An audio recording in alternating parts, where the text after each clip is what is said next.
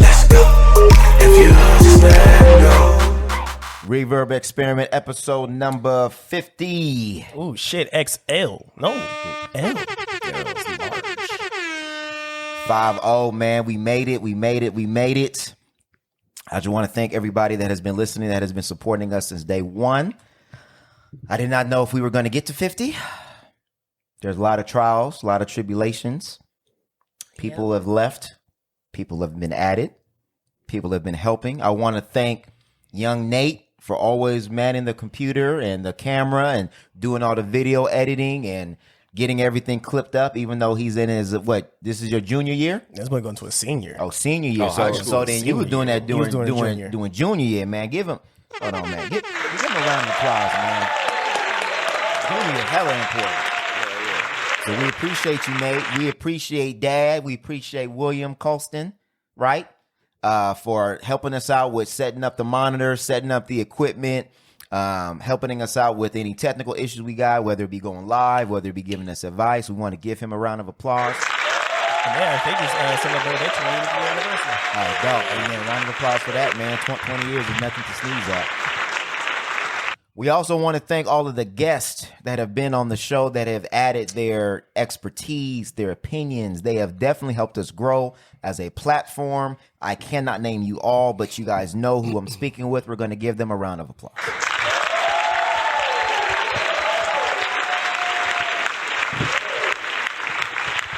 Then more importantly, I think I've already thanked them, but we all want to thank the listeners that have taken the time out.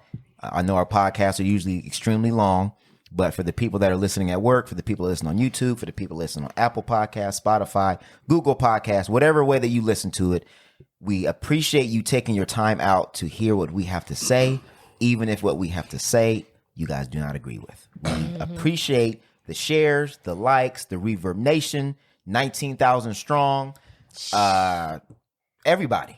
And let's appreciate our family, our spouses, and our family members that have supported and that have done the things that enables us to be able to do this on an every other Saturday basis. Round of applause. And shout out to us. I was just about to get to and shout out to us. Period. I want to thank me. It's some hard work. Yeah. And for those that are creators, you know that the behind the scenes stuff nobody sees, but there's a lot of work that goes into producing a podcast on your own that is Black owned, and we had no help. And aside from that, like with what goes on with the pod, life be lifing. Life definitely be lifing, Life for be sure. Still lifing, and we just kept pushing. And you know what? And I don't want to disregard contributions. I also want to give a shout out to Raggio because he was a major part of the podcast from the beginning. So round of applause, and we're going to get into this podcast. What we talking about today? So today, we're going to talk about R. Kelly being sentenced, finally. We are going to talk about the mixed sibling scandal. Sibling. I'm screaming. We're going to talk about the Omarion versus Mario versus that shook the world. And we're also going to talk about children and what they need. I think we've had that conversation multiple times, but hearing it from a child, I think hits a little bit different. So again, thank everybody. You guys know how the algorithm works. Like, subscribe. Please rate our podcast a 5-star if you are liking the content. And we are trying to get to 1,000 subscribers on YouTube. So if you can subscribe, I would greatly appreciate it.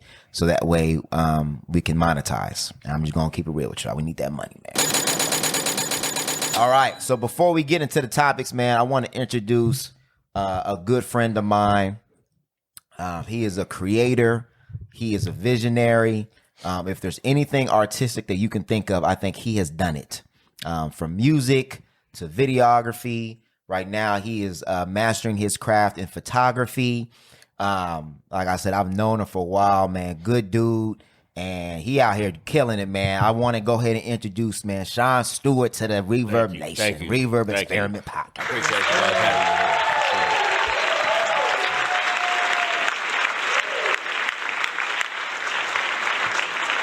All right, sir, man. Welcome to the pod, man. Thanks for having me. I'm gonna turn you up a little bit so we can make sure we can hear. You hear me? Yeah. Okay. Definitely hear you. That sounds a little better. Yeah, there we go. Sure. Yeah, man. So we want to welcome you to the podcast. We definitely are very sensitive to creators because we understand the struggle. And for the people that are listening, man, I've seen this, man. I've been watching them because at the beginning, I saw you transition into photography. Yeah. And I'm a part of the Photography Sacramento's group. Right. And I saw some people hating, man. Yeah.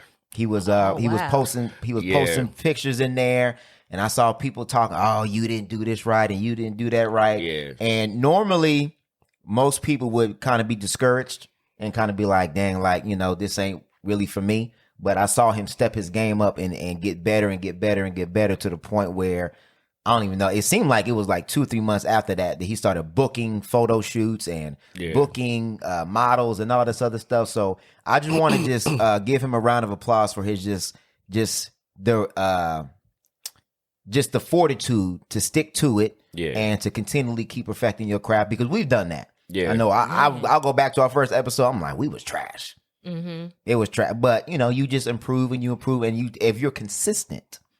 Yeah. I think that is consistency is key. Consistency is key.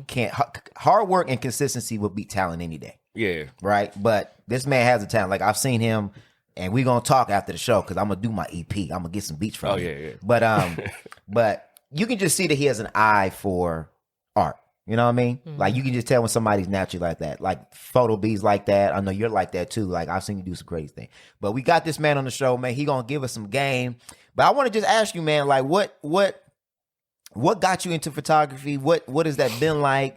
Just kind of just give us a journey, man. So, you know, we can kind of get. Yeah, for sure. Yeah.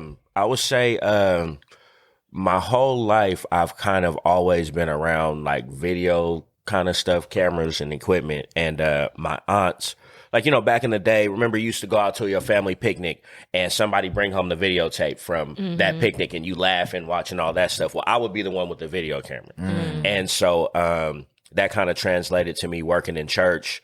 I was running the AV at my church at a young age. So I was still around this stuff. And it wasn't until the pandemic hit and I wanted to get a camera because I'm like, I want to take some good pictures of my kids. I want to post them and make it look like everybody else's stuff on Instagram. And so it really started like that. I started kind of figuring out, like, you know, why are my kids so blurry when they running in the yard? Like, why are they, why is it so dark outside? Or how come it doesn't look like this or that? And I would go out there every day with my camera and just play with it. I would throw bird seed out there and just wait for a squirrel. Like Pokemon Snap. Pow. Like, for real. Like, and then I started realizing, okay, that's what you do. And then it kind of went from me having fun with it to somebody was like, hey, I'll pay you to do that. And then I didn't want to charge people. I mean, I didn't know what to charge people. I need to figure out what I'm even doing. Like, like, how come I'm not getting these certain shots? What's going on? You know, and then I start watching, like, even this morning, I met Photo B this morning. But before you got here, when I shook his hand, I'm like, I just shared your post before I got here. Didn't you just do this? He's like, yeah. So I follow people like him, you know, and they influence me too. You know what I mean? Just like colors always were a thing. And Rob knows me from like back in the day. Middle school, yeah. Middle school. I was drawing, airbrushing then. So I kind of took those talents and I put that into what I do now. And a lot of photography, people thinks it comes from just the camera. You know, you have to set up those shots. Yeah, you have to. Motherfuckers be like, "Oh, your camera is dope. I need one of your cameras." Man, yeah, people think here. Because it ain't gonna be the same. Yeah. Do it on manual. Yeah. Take it off on auto, right? You feel me? And a lot of times people don't know. There's a lot that goes into that. It's you have to even have good repertoire with the people you work with. They have to trust your vision, you know. And I wanted to show that anybody could be in a photo. Like, there's models and stuff, but Grandma, you want to be in a shoot? Mom, you want to be in a shoot? Oh, well, what if we can do X-Men or something like that? Or what if we do X-Men and we put it on canvas and then we customize the border of the canvas and make it an actual, you know, portrait you could put on the wall? Like, how can we make it better than an NFT? You know what I mean? I was thinking of things like that. So it kind of just translated into that. And once I knew I could be creatively like free with what I do and people trusted that, it was that, you know what I mean? I just stuck with it as that. I kind of always had that vision of what I see, I know can be real because I see it. So if I plan on doing it, it's already done as long as I take the steps to get it done once I get there. So it's pretty much just that, you know, I didn't let anything discourage me because it was, if somebody, I mean, art is controversial, so people ain't talking and, Yeah, you know what I mean? that's real. You know, nobody said it sucked. They were just like trying to figure out what was wrong. They was trying to find a chink in the armor, and I just, You got to keep pushing. Yeah, for sure. I think an important thing that you talked about was charging and not wanting to charge and being like, you know, I'm just having fun with this, but somebody willing to pay you doing something right. Fact. And I think it's hard for us to really, it's hard for a lot of people to kind of like shift into that lane. So you start out giving them discounts. You start out doing it for free because you're like, Because you're self-critical. of yourself. right. Yeah. You know what I mean? And you don't want to leave an error. Like, you know, if there's it's kind of like somebody asked me at one point in time, you should do tattoos. And I was like, I don't want to make a permanent mistake. Mm-hmm. You know what I mean? Like, Yeah. and spell regrets. You know what I'm saying? Regrets. I didn't want to do that. But that's permanent. You know what I No, mean? for You real. not only is that messed up, but they got to go back and fix that. Right. You know what I mean? So I feel was you. thinking about doing it like, you know, I didn't know what to charge until this one lady, she booked me in Oakland and she said, I'm going to pay you double because you worked that. So don't undercharge yourself. And then I was just like, okay. And then my mama was like, you know, you need to get paid. Yeah. You know what I mean? And then once I knew it took over having a regular job, you know what I mean? Because I'm being smart about how I'm doing it. And that's when I knew, okay, this is for real. I think you start, like, for me, when I agree to do something for somebody that I do for myself for free, like, I'm the type of person, I like to do my own stuff. Like, I can do that. Yeah. I'm gonna do that myself. So for me, you know, it's nothing. But when other people start asking you to do it, like, once you start doing it and you put in that time, I'm like, bruh, I should have charged more than this. When you start looking at, like, this took a lot of effort and time to do, like, No, that ass like for real, like, and that's the cool thing about what we do. We can change our price whenever the fuck ever we want. I'm Yeah, like, for why sure. did I only So- charge 50 for this? I'm tripping. Right. Like, It's like you'll see it and be like, you know what? Okay, I did it for this. However, I don't like the fact that I only got this for the amount of work that I did. I'm immediately changing my price. Like what what you see with the bed, right? I did one similar. I did a swing set. I did a shoot for the girl, and I realized that it took me a lot longer than I thought it would to actually put the swing up. Right? So I'm like, okay, that's more time out of my day as well as more time for the studio. You know what I mean? So like, okay, I have to make sure I'm charging more so that way I'm comfortable instead of sitting here like, damn, I wish I could charge more. I wish I could charge more. Motherfucker, I can't. yeah. And I will. Exactly. Yeah, it's Do it. so much in Right. that. It's so much in just setting that up. Like people think like, I'm gonna buy your camera, and then when I buy the same camera you got, and I take a picture with it, it's gonna look exactly like how he do it. You know what I mean? But they don't know. Sometimes you going in there and you scrubbing stuff out of their teeth on Photoshop, and you trying to, you know what I mean? Like you trying to. There's a lot of work outside of that goes into that. It's tedious. It's tedious. But Yeah. but what you're gonna notice is there's a lot more photographers than there's videographers because it's easier to get away with photos than it is to get away with Video, videos. yeah. Because like with photos, there's so many apps now. You got Facetune, and people think that's okay to do it because they like, oh, I'll just use my phone and my phone captures like this, and I can just edit on my phone. All right, but that's why your face look flat. That's why you ain't got no details in your face. Yeah, there's no depth or no depth. no like texture like to your face. right, like how your face look like a baby's ass. No, for Like, real. You don't have your a- shit, you don't have you a should look like bridge on hella your blurred. nose. You ain't Right? lying. I can't Like- see anything. So it's like, okay, you think that's fine. Cool. Let me show you what it really should be looking like. You should be looking like, I can tell you where your skin is. I can tell where your cheeks are. I can tell Right. where your jawline is. But Like, not why with you that spend face all that too. money getting your makeup done, your face contoured, and you just gonna flatten it out with the face? You know, as I'm gonna be real with you, Like, it's come on. insecurities. Yeah. It's insecurity. People selling themselves lies. They believe it. You know what I mean? A lot of people don't want to do shoots with me, not because of my talent. They don't have control over being on the other side of that camera. They can't do the low angle and stuff like that. Like I got a wide lens, right? So when I go low, women are always kind of They don't know how to do they don't their know face. they don't know how to do the face, or they're scared about their double chin. And it's like, I know what I'm doing. I can get this shot, but let me show you other than what you used to doing. You know what I mean? There's so many angles with photography where you can make an average shot look good. Like, you know what I mean? Like good. So, Yeah. A lot of that, it's a lot of work. It's a lot of work. It's fun. It's the payoff is great. Yeah. When you get that picture, it's worth it. So I think that's a lot of times why sometimes we'll undercut ourselves because we know at the end of the day we're still gonna put in that same effort. Mm-hmm. You know what I mean? Let me ask a question. Yeah, for sure. Has the rise of filters ruined that part of photography? Where it's almost like people are losing.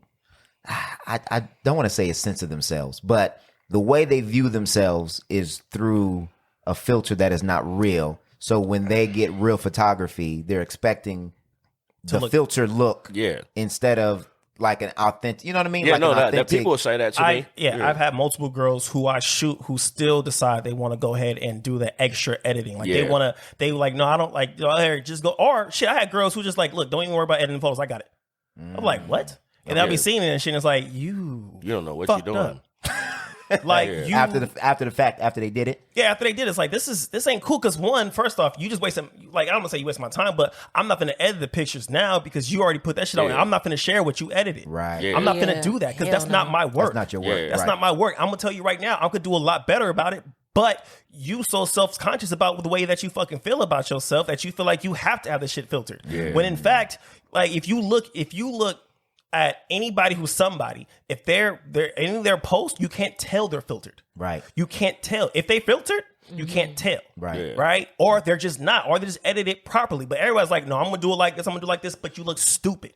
You look cheap. You take away. No, Yeah. I'm You so take away dead from ass. No, I've seen Take those pictures. Yeah. Yeah. I've seen pictures like Well, that. some people don't even realize, like, once, like, he knows, once you edit that picture and that final picture is done, you're now editing an edited picture. Mm-hmm. So now when you, like, there's some people that don't even know how to download the picture, right? So they take a screenshot of the picture. Wow. And You get what I mean? And then put the filter on it, and it raises the resolution down, and it starts going down. They're gonna do all these extra apps and shit. Yeah, It's and just it's like you started from a fucking 30 something megapixel picture and shit, all of a sudden come down to 200 kilobytes. Yeah, right. What the hell? And it look MySpaces. You know what I mean? Like a lot of times, like you added this shit on the sidekick. Yeah, I mean, to me, it's kind of like look to the professionals. Like we Well, study pictures. Yeah. Well, people are losing the sense, the essence of like what y'all do because of filters, like you said. You know what I mean? Because the cameras on phones have been so improved that they believe that they can do what they do better. Like there's even like, but filters do have you like filters don't just smooth you. They got the filters that snatch your nose and all that shit down. I heard TikTok, they have a built-in filter. You don't do anything. Almost you don't do everything anything. Does. Even FaceTime. It has a built-in filter where you don't have to do anything that will automatically make you look a certain way, and that's why they say a lot of people gravitate towards TikTok, especially women, because you got it. I'm not saying you guys don't look beautiful and stuff, but it's enhancing how you look. Sure. So you're more addicted to being on there because every time you on there, you see that you look good. You'll hear it. You'll be like, I like the Instagram photo. I like the Instagram camera. Or I like the Snapchat camera. You'll hear like, I like the camera on this better than I do on this other app. I'm guilty of that because I a lot of times go take videos and shit on Snapchat, then put it on Instagram because Snapchat shit just be better. Well, isn't that what? That's what. What's convenient for you guys? It's convenient. It's more convenient than setting up a photo shoot. You know what I mean? But at the same time, like, I mean, I feel like with all of that, like, you know, I know he does. I see a lot of his pictures. I'm like, man, that's like the colors and the schemes are crazy, right? But a lot of times I see the art in it. So it's I think with us, when it comes down to filters, we're trying to convince people more of the art side of it. Mm-hmm. Like, take away the filters. Let's look at the beauty behind this. You know what I mean? And if you get more comfortable with how this really looks without a filter, you won't have to worry about having a filter on everything. You know what I mean? Like, so that's kind of how I look at it. Yeah. But I mean, you hear that all the time. No, I think that's dope. I think that's one of the things that I appreciate about you guys both is, like I was telling Photo B before we started recording, like when I see him setting up a shot, it is art, and it's almost like it's like a story. Like you can see that it's like something that you can see in like a print of a magazine or something like that. And then I see you doing the same thing. Like I appreciate what you do is like how you were saying earlier is that you shoot regular people. Right. Like, I mean, obviously models is fine and things like that, but I think, you know, we are kind of started getting to the point where we're saying it's okay to be yourself again. Yeah. Like, I hope so. That's what I hope. I'm seeing it now more. Yeah, I'm hoping. But I think that's dope. That like you did a shoot for like the like a bunch of black men for for Father's Day. Yeah. And that was dope. Yeah. Like I think you get to like it's really, to me, art, music, photography, videography, all that is really, what are you trying to tell with this content? The story. Because really it's all content. But what is the story of it? And usually it's most positive, artistic, and I think like there's some people that like hit me and it was like, oh, all I see is photo B shoot naked women. I was like, yo, I said, you don't see the other side of that? Yeah. And they were like, well, all I see is naked women. I said, yeah, but you don't see like the fact that he has to set up in the hotel room. There's rose petals. It's romantic, or like with the swing. Like there's other artistic values to it than just the woman does not have clothes on. You know what I mean? And I said, and still that, to me, that insinuates the beauty of the woman that's in the shot. I said, if that's how she wants to be shot, he's just shooting what she wants to be shoot. You know what I mean? So I just think we got to look past just that it's a picture, and like you guys said, just the time and effort that you guys put into even setting up the shot. Yeah. And then not even setting it up. When I shoot the shot, did it come out the way that I envisioned it for it to come out of? Yeah. That's a skill set in itself. Because you can have the greatest idea, but if you don't know how to execute it, then it don't really matter. Yeah, nah. Yeah, So- it's work. Yeah, it's definitely like the payoff for it is good. You know what I mean? But like it's, I guess you could say,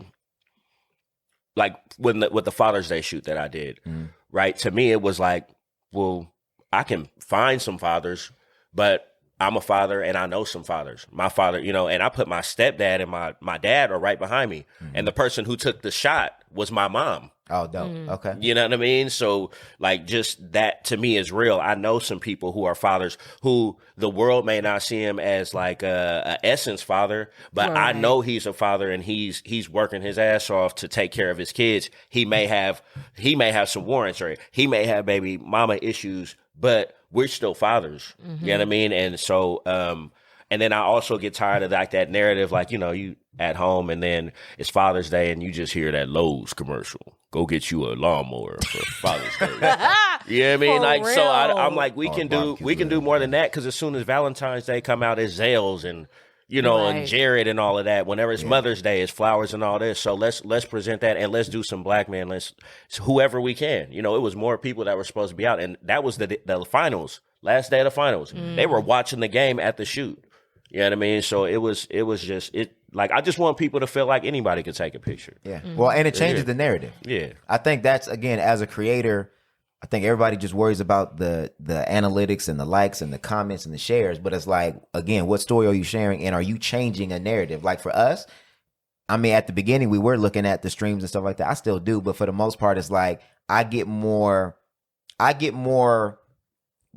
benefit, or I feel happier when people hit us up and be like, yo, that was a dope episode. You guys hit on some topics that I needed to hear, or you guys bringing this to light, or that guest that you guys had on like really made me change the way I think. I think that's the thing. Like, you know, we were talking about that too. Like, we come across so many different people that I would have normally never talked to, and the conversation we have, if I can just change how you think a little bit, or just reevaluate how you think, then I did my job. We did our job. Because there's just so many conversations within the black community that just aren't had out loud. You have them in the barbershop, have them in the hair salon, but for the general public to consume, it's not really had that much. So like when you put out a picture like that, to me, that's dope, because as black men, we always say we don't think that we get appreciated. Yeah. Use the baby daddy kind of syndrome and all this other stuff. So to see men in suits and with their kids and in an elegant way, that's putting out another image for somebody to consume, to say, oh, well, maybe that's not all black men are. Right, that was a big part of them dressing up. Like, I told them straight up, I don't want no. Like, my cousin came and, you know, he didn't have his outfit. He was trying to find an outfit he couldn't find it. And I was like, just you being here is enough, because you're the only guy dressed like that. So we'll take that. Right. You know, but everybody else, they came like, we fathers. Let's show that we fathers and not hoodlums, or, you know, because some of them might be in gangs. I don't know. You know what I mean? They might not. They might not be, but you would never be able to tell. You know what I mean? So if I can give us just a 1-up on taking away from the stereotypes, then that's you know, that's what I want to do. But even if they are, that doesn't take away the fact that they're still fathers. Yeah, right. And I think too many people label people and then think that that's all you are, like you're one dimensional. Or it takes away from your role in life. Like at the end of the day, regardless of who you are, whatever, all of that, you still somebody's brother, you still somebody's father, you still Uncle, somebody's friend, you still you know what I mean? Like I think it kind of overshadows like who you are within your community still, you know? Yeah, that's dope. I want to ask y'all, you specifically, but I want Photo B to jump in this, because we were talking about business before, talking about charging people and all that other stuff. So as a creator, I know I've experienced it because it's difficult for me sometimes to be on both sides, to be the creator, but then also be on the business side.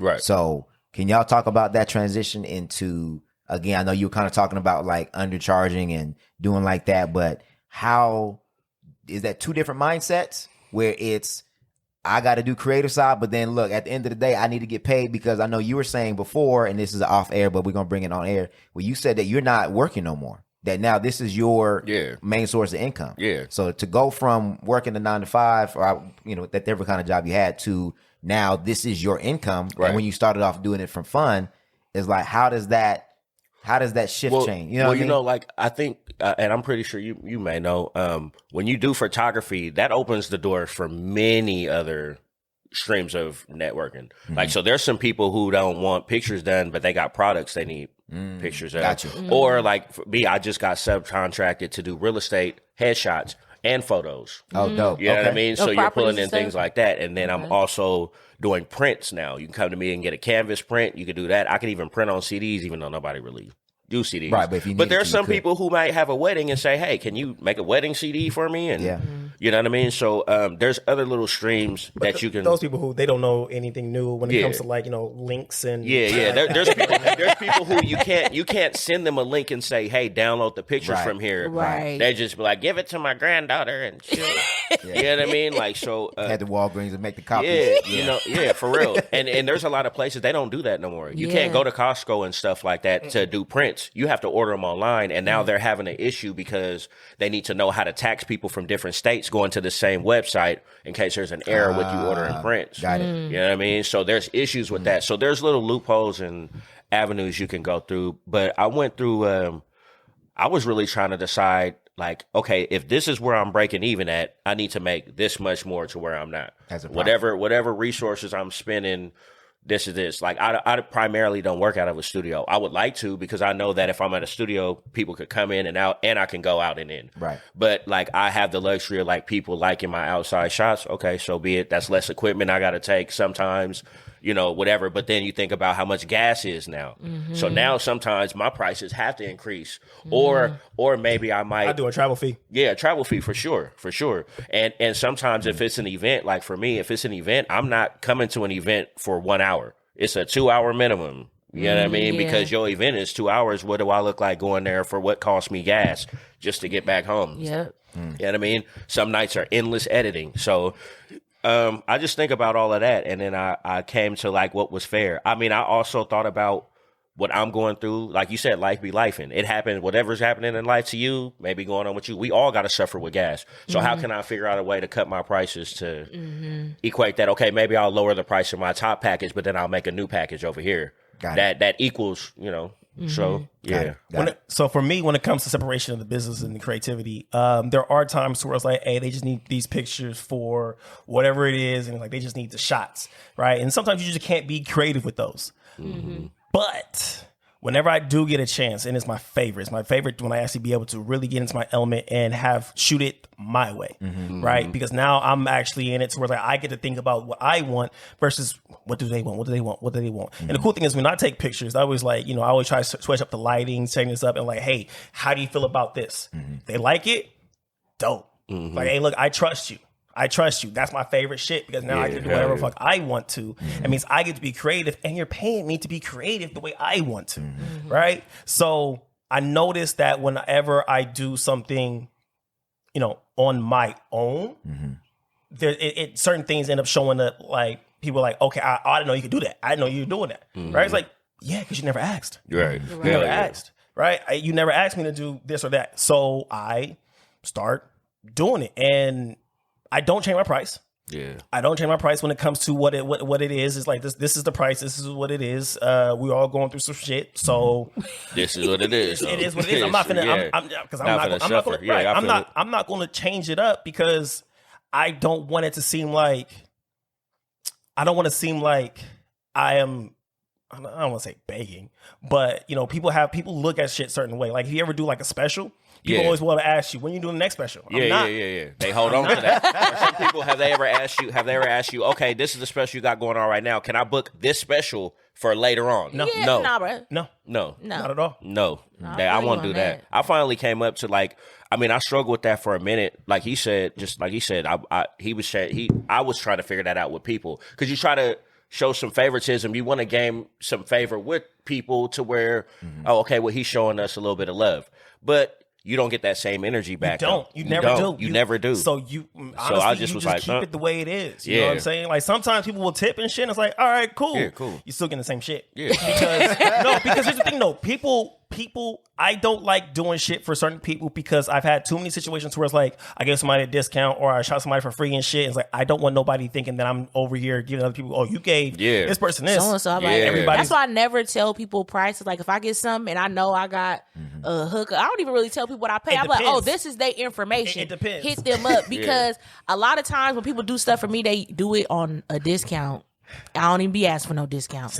But at the end of the day, if the next person asks for that person's information, I ain't gonna be like, oh, well, I only paid $150. Like, no, hit her up. Yeah. See what she, you know what I mean? My the mama price might paid me. done My went mom up. paid me my price. Shit, my dad did too. My mom paid me my price, and my mom paid me my price. She my said, because that's your price. Did. Period. Well, can we talk about that? Because I think people, it's always a misconception. And I see it all over social media. Like people be like, oh, like I want to support you, but it's like, but support wouldn't be support paying the price because it's like if you're trying to ask for a discount, to me what that's saying is that you devalue my service. Man, I got niggas who be like, I thought we was friends. Or you gonna what's the homie hookup? Same price. Why is it gonna be one-sided? The homie should be okay with paying the price. Facts. No, for real. Yeah, that's what my mom said. It's If the that's same your amount price, of work. Like literally, I did for my mom. Like, cause I've been doing the balloon garlands and all that. I did for my mom. She said, I want you to do something for my job today. I'm like, okay. I wasn't gonna charge. You know what I mean? When I tell you, I was up till 3:00 in the morning, blowing up balloon. I'm like, I should have charged. I ain't doing this shit again. Right. And I told her, I was like, hey, this is my last free one because it's a lot of work. Like, you know what I mean? Because that shit comes with expectations. It's a lot of work. Lack of appreciation, a lot of gratitude is the fact that, look, I did all this shit on the strength of love. And you just like, cool, thank you. Now you want me to do it again. Well, you know how I equate it? I equate it to my 9 to 5 because I work a 9 to 5. And I think at my job, if you work at your job and you make $40 an hour, if you are doing a assignment or a project for one of your coworkers you really like, are you gonna decide? Well, I'll do it for $20 an hour. No. Do you want to get paid what you get paid? Not just because this is my friend at work and I like this person, so I'll help you out. Lower my rate down to $20 an hour for this person. But I would no, you don't do that. Like, I mean, you can choose if you want to. People can choose want to, but just don't ask for it and don't expect it. Yeah. That's the issue. But like, oh, you gonna give me a discount? Or you gonna give me a discount? Oh, we employees. I mean, like, nah, like, or the entitlement. Right. If somebody give me a discount, like, ask me how much you gonna charge. I don't ask how much you gonna charge me. How much is it? Right. Yeah. Because I want to know how much you're going to charge me. Right. So that way I don't give a shit how much you're going to charge me versus how you charge somebody else. But what number you tell me is a number that I respect. Yeah. If I can't afford you, I'm not going to ask you to go down. You got to go find somebody I'm else. going to find somebody else. Because I respect your time. Yeah. I think people need to, I see both sides of it too, because I feel like we are getting into that era of charge your worth. And the price is the price. The price went up. That's the whole thing. But sometimes, I ain't speaking on everybody, but sometimes the price go up, but the quality don't go up. Fact. The price going up because you seen a meme told you to put your price up. But what are you giving? What are you offering? You feel them? Like, what are, like, you know what I mean? And I feel like the people that the price go up and they steadfast on their price are confident in what they do. Because I know for me, I'm like, I ain't really, I'll charge you this. But like, once you start doing it and you confident in what you putting out, then you're like, oh no, this the price. Because I know my shit is worth that at this point. I say a good 90% of the people that I don't know that have paid me for sessions pay me the full price. They don't even ask. Yeah. They be like, how much is it? Yeah. Sometimes I'll charge people a booking fee. They be like, no, I'll pay the whole thing right now, and then they'll still tip me. That's still cool, you know. And like he said, you still get the same work, but it's that simple. But people the key who are word that serious, was the people who don't the people who don't know you. You know, the people who do know you, they can't. I don't know if they can't see the worth or if they just. They think because the of the audacity relationship or That's something. what I don't it know is. if like they think it's the audacity of you to think. You know, I don't know. I really can't put my finger on. I look at it like people don't go in the Foot Locker and be like, "Hey, I be buying Jordans all the time. Give me $10." I don't see nobody. Jordan don't know none of y'all. No, but niggas be doing that. I mean, they do. But I know what you're saying. I mean, they might. But at the store though, nobody's waiting in line for the Jordan. As long as you've been waiting in line, you're not asking for a discount. But I think the people who know you cannot see and appreciate you in the role that you're in. But like you said, an outsider could come in and see what you're doing. Be like, dang, they could. I don't know. It's just like they see it different because they don't know you personally. Yeah, they don't know you personally. They're like, you just the nigga that came up from. Ooh, that's how they see you. You know what I'm saying? They can't see you.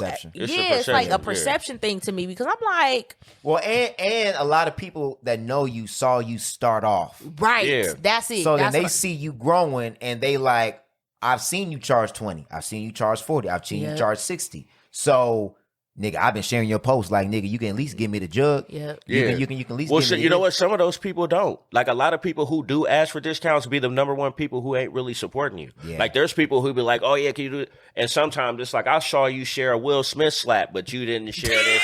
You didn't share this. You didn't share this Father's Day picture or this, you know, and I'm not expecting people to do anything, you know what I'm saying? But I do see where people place their values at, and sometimes something like you don't like some people that I was really close with. I have never to this day haven't heard nothing from them. Haven't got a like or keep doing your thing, nothing like that. So I think all of that is a part of like why I set my prices like that. Like boom, that's what it is. That's what it is. That's the price. I think too, you see the difference though. Like I have like one of my friends, like when she found out a podcast, she was like, "Why don't I know about this? Send me the link." I'm like, everybody ain't like that though. Yeah. But at the same time, like you said, I don't expect it. Like maybe you don't like listening to podcasts. Maybe you don't like what we talking about. I don't know. But at the end of the day, there's the people that's gonna support 100%, and it's the people that just either they ain't interested or they don't want to. Yeah. It's I think like one of the things that opened up my eyes is I work in private sector where they do like compensation studies.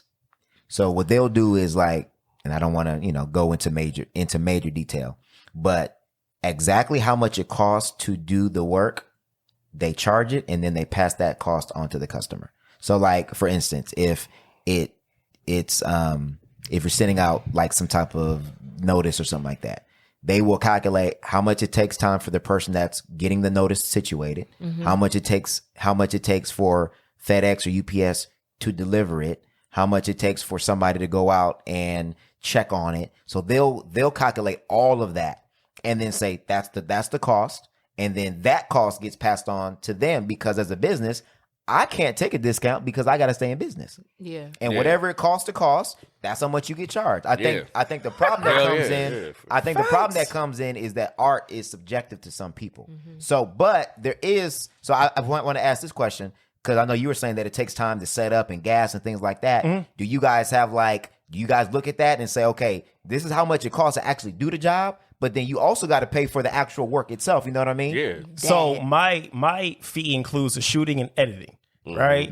When it comes to the studio, that's an extra fee because it's not my studio. The studio has to get paid. Right. Because you have to rent that out for the shot. So then you pass that cost on to them, right? Exactly. Yeah, because and that's fair. 100% fair. I'm not going to take it out. That's not me. Yeah. Right. Taking a loss, Right. No, I'm not doing that because that's like if I'm doing 2 hours and shit, that's half my money. See, and I don't think people think about that. Because like I was even thinking about like when we're talking about doing our events, which we will be doing, like at first I was just thinking like even if you just break even, right? So it's like if you charge a ticket for somebody to get in, like we do like the barbecue or we do anything, it costs to rent the venue out, it costs to decorate, it costs to advertise, it costs to market, and then even if you want to break even, all of that has to be incorporated into the ticket price. So when niggas be, oh, can I get in for free?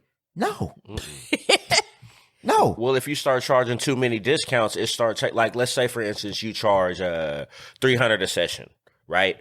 And for 3 of your friends, you did $100 discount.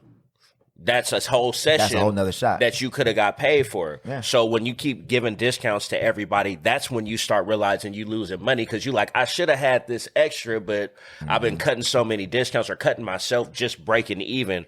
I think for like when you starting off and you trying to like really, you know what I mean, get your foot out there. It's okay. I think if you're willing to do that. Yeah. But once you start incorporating that into your regular, like when you just beginning, that's, you know, you're doing some free stuff for the family and trying to try stuff out. Because you're really trying to build your clientele. not You're even build your clientele. You really trying to build your expertise. Oh, okay, yeah. You know what I'm saying? In Yeah. a lot of ways. Like even when I started doing the balloons, I'm like, okay, every time I did one, I learned something different. I'm like, okay, the next time I'm doing it like this. Right. So when you but once you got it, Once you got it, no, nigga, it's over there. Yeah. it's over. Yeah, it's over. Yeah, for sure. Well, and price all the time. then you guys are in a different situation because that's your main source of income. right. Yeah. So Yeah. like if people and just want to bring it back to that point again, if people have a relationship with you, the way I look at it is you taking food out of my mouth.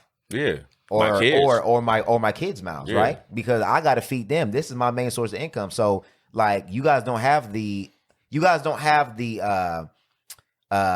luxury or have the security of insurance or a pension or any of that, right? Yeah, because right. it's all It's coming. all organic. Yeah. Yeah. So like you got to pay for your kids' insurance out of your pocket, right? Yeah, for school too.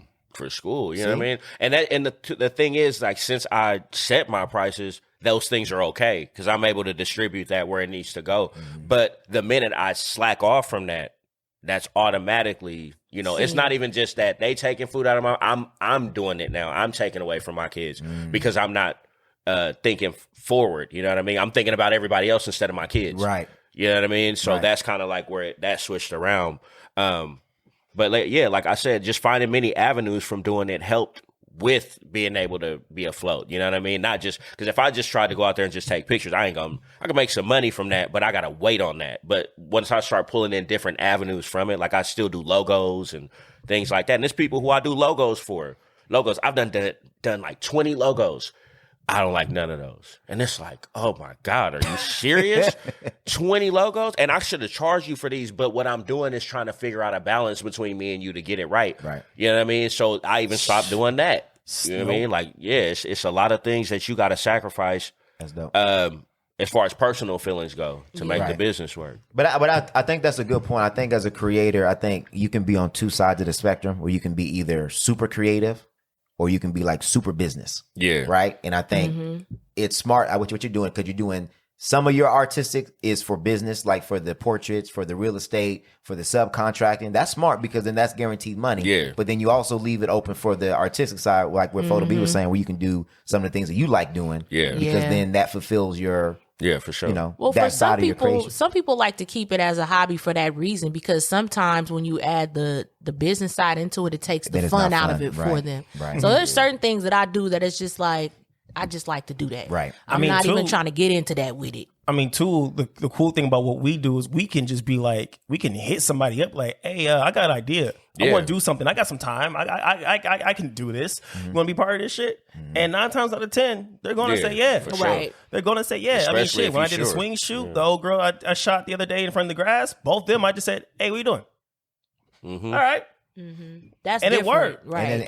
And then so that was on your own time. That was something Yeah. that was just a fun project you wanted to do, right? I wanted to do it because I wanted to show, I had an idea and I wanted to put it out. Yeah. I think too that's what creators need to do too, because I feel like sometimes creators could get boxed in to what like you were saying, like, oh, people like, oh, I didn't know you did that because I never got to show it. So yeah, you do have to get out there and create different content because now somebody's gonna want to book that. Right. Yeah. You know what I mean? But That's like your sometimes way you of have to advertising. just Yeah. you know what I mean? You It's have like, to it's yeah. your That's advertising. our So way that's of part of advertising. that should be part of your It's just like I budget. look at it like Sprite. Like, you know, they got to advertise in some way. If it's LeBron James drinking it, Right. he probably don't even really drink that shit. You know what I'm saying? But ain't no discounts Shit, on all the Sprite. niggas who be talking about lean. Yeah. They don't drink that shit. yeah, I for real. mean, but people don't know you do it until Yeah. they see it. Until So they see sometimes you do have to, like you said, Yeah. And that is a form of trying to market or advertise yourself. Yeah. Yeah. And Instead it's of just telling people, this is my price, book me now. You can, show. like, boom, look what I you gonna did do. yesterday. Hey, I need that. You know what I mean? Like, for sure. Yeah. Like, yeah. That's dope. That's dope. I appreciate this conversation, man. All good. I don't think too many creators get to have a conversation like that because it's there's a lot that goes into being a creator other than just creation. So Oh yeah. that's dope, man. So I know you were on, man, you've been on TV, you was on the what was it, the Sacramento Access. Sacramento Yeah, they Access, did all Live that. Wire. Yeah. So what's next for you? Where can people find you? And if they wanted to book, how did they do that? So right now, I got a lot of secret things in the works. I never really I hit you up about the Father's Day shoot on the under. That was side note. I hit him on the under and nobody knew. And I was like, we gonna do it this day. He's like, I might be busy. So I'm like, it's all good. But I'm always planning kind of secret things. So I got a lot of things popping up. Mm-hmm. I got a real good one coming out July 30th. I got one coming out July 30th. We already got a secret meeting going on and everything. Mark your calendars. Yeah. But right now, if you want to check out my work, you can go on Instagram and check me out at Art is Life Photography. You can find me on Facebook as well. But right now, I'm primarily on Instagram. Mm-hmm. And I have a website. It's artislifephotography.shootproof.com. Perfect. And we'll make sure that if you did not get a chance to write that down, we will put it in the show notes. There'll be links, all of that, so that way you can definitely find him. He'll be tagged in all the posts for the episode that's going to drop on the 4th. And yeah, he will be on there, so you guys can get a call. I want to just give this man a round of applause, man. Thank you. Give this man a round of applause. I love talking to kids, man. I gotta be really contemplating all the shit I've done for free. Oh God. I'm calculating in my head. I'm finna back charge. I did like press like 15 shirts. I gotta Look, you gotta remember, if you're not respecting your own time, how you expect anybody else to? Come on. That's facts. Preach. Yeah. That's facts. Because I'm telling you, I have so many of my boys. Not gonna say so many, but I've had a lot of people hitting me up talking about like, how much for a video? I'm like, look, my music video started at 800.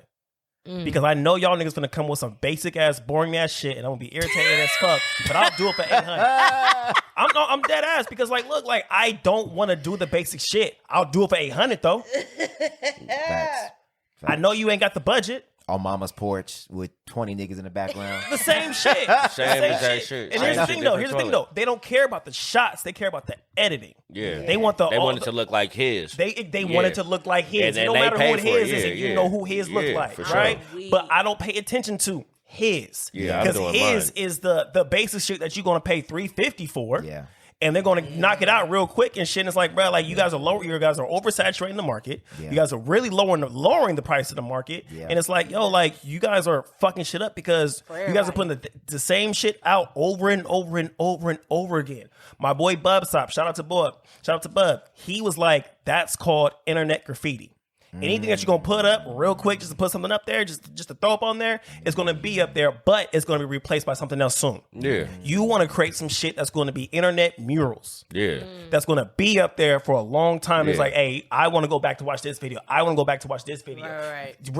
This video right here stands out so much that we're going to watch this shit over and over again. Yeah. You don't want the videos that you're going to put out 10 videos of that's only going to have 1,200 views. Yeah. You want the video that people who don't even know you be like, damn, that video was dope. Yeah. Videos and you see the same no more. It's because the same niggas even like the big shit. it's like celebrity oversaturated. Like every video that come out, I remember when videos just come out, it used to be a big thing. It did. Sit down for that. You seen that new I remember when Scream came out. Shit. Scream came out with Michael Jackson. Everybody was sitting down. Scream, Michael Jackson, and Janet Jackson. Because it was artistic. A Missy video come out. Missy's artistic. Yeah. And that's who I follow. Like when I do my shit, it's like Hype Williams and shit like that. I think of how impactful that was. Like, okay, so if I can't do a Hype Williams, let me play around with it like him. Like we did Missy. We did that. And I was just playing around with it just because I'm inspired by that. You know what I mean? And it's going to give you a different look. It's not. Well, it depends on where you're looking at. Yeah. Because if some videos, not all of them. A lot of videos that are actually I'm not talking about the nigga videos. I'm not talking about the regular trap videos and shit where they pull up and in the alley, the trap house, the house, or just whatever and shit, and they just outside. I'm not talking about that. I'm talking about whose video was that? Chloe Bailey's. What song was that she had? Treat Me? No. Have Mercy? Yeah. That one. Shit like that. Yeah, they not doing stuff like that no more, really. They focus on the shots, they focus on the choreography, they focus on the coloring, they focus on the setting.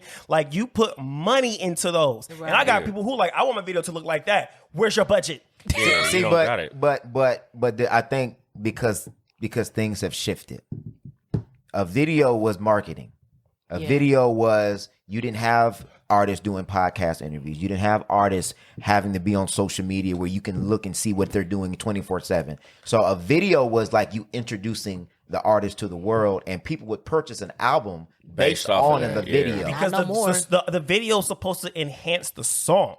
But it Like, but now it don't but even now matter things no have more. changed It does. because usually you listen to the song before the video's even out. Right, but what I'm saying is, though, even when you do, even when the song, say the It's song is supposed to out, enhance it, right, it's supposed right, to enhance it, right. So it's like, okay, now I have a visual to the song, Right. and I like the visual so damn much Right. that I like the song even more. Right. But if your Right. song, first off, these niggas' songs sound just like everybody else's niggas, so why the fuck would you expect any of the videos to be sounding any damn different? That's true. That's true. So it's like you just putting shit out just to look like you're doing something. You are just constantly creating the same content. Right. It don't look any different. Right. But then you think about it, like, where do we even watch videos now? Like, it's YouTube. YouTube. Like, Yeah. usually when an artist drop a song, YouTube, they drop the video on YouTube now, because I mean, ain't no 1L6 in Park. Yeah, no major ain't no video major sources. video. VH or was it? I mean, MTV Jams Jams ain't even well, videos. MTV Jams I are don't- still doing shit. I They remember still last like time to still I watched like a release video videos on TV. MTV It always is YouTube. just brought back yo MTV rap. So But how long you Okay. think that's going? it's not. That's what I'm saying. That's what I'm. It's not. So now it's like it's YouTube. So like it be like when Cardi was just about to drop this song, she was saying she wasn't going to drop a visual with it or whatever. It was like a big thing. But like Chloe Bailey, like even with City Girls, they just dropped that video with Usher. It's all on YouTube. And of course, you know, yeah. they making money on YouTube. So But see, but the problem is too is that they're signing these 360 deals where yeah. you're not. You have to ask yourself: is the investment in the video worth the profit? And if you're having to split that profit with your label, usually it's not, because for the most part during the videos, because again, back in the day, the actual video would also market your tour as well. Yeah. Because if you're going on tour, it's like, oh, I love the choreography, I love the dancing, I love this, I love that. So I want to go see them live. And now again, instead of doing that, I can just hop on Instagram. I can do Instagram live. I can connect with my audience that way instead of putting millions upon millions upon millions of dollars into a video that may do 5 million streams on YouTube. And 5 million streams on YouTube, probably, I don't know what the numbers are, but I know it's like less than a penny. So it's like you might be getting $100,000, $200,000 back from that you got to then split with the label anyway. It's still it's still a form of stream. It's still it's still streaming. I Right? agree with you that You're it still that getting- enhances the song. Right. Yeah. And I think on an independent level, I think it makes more sense. I think on the major level, on like the major player level, I don't think it For the artist, no. Yeah. Well, it Well, it depends because I mean, like because like Drake, like because there'll be certain videos that you'll be like, oh, did you see what Drake did in his last video? And then you'll go watch it, and then that counts as a stream. But if you're not on, I don't know, like if you're in the middle, like if you're not iconic like Beyonce or Drake or something like that, and you're in the middle, to nobody me watching it the doesn't videos. really make sense. Yeah. Ain't nobody watching them videos. you gotta try to get your shit viral. Yeah. That's pretty much the best way to do it. You gotta make it to where like you gotta make the shit. I don't want to say gimmicky, but you got to That's you gotta stand out. Right, you got to stand out. You got to not only just be stand out, but you got to have rewatch value. You have to have something that's going to be able to portion it out, like smoking out the window, right? That should be turned to a meme, like this bitch, like that shit. Like everybody's using that.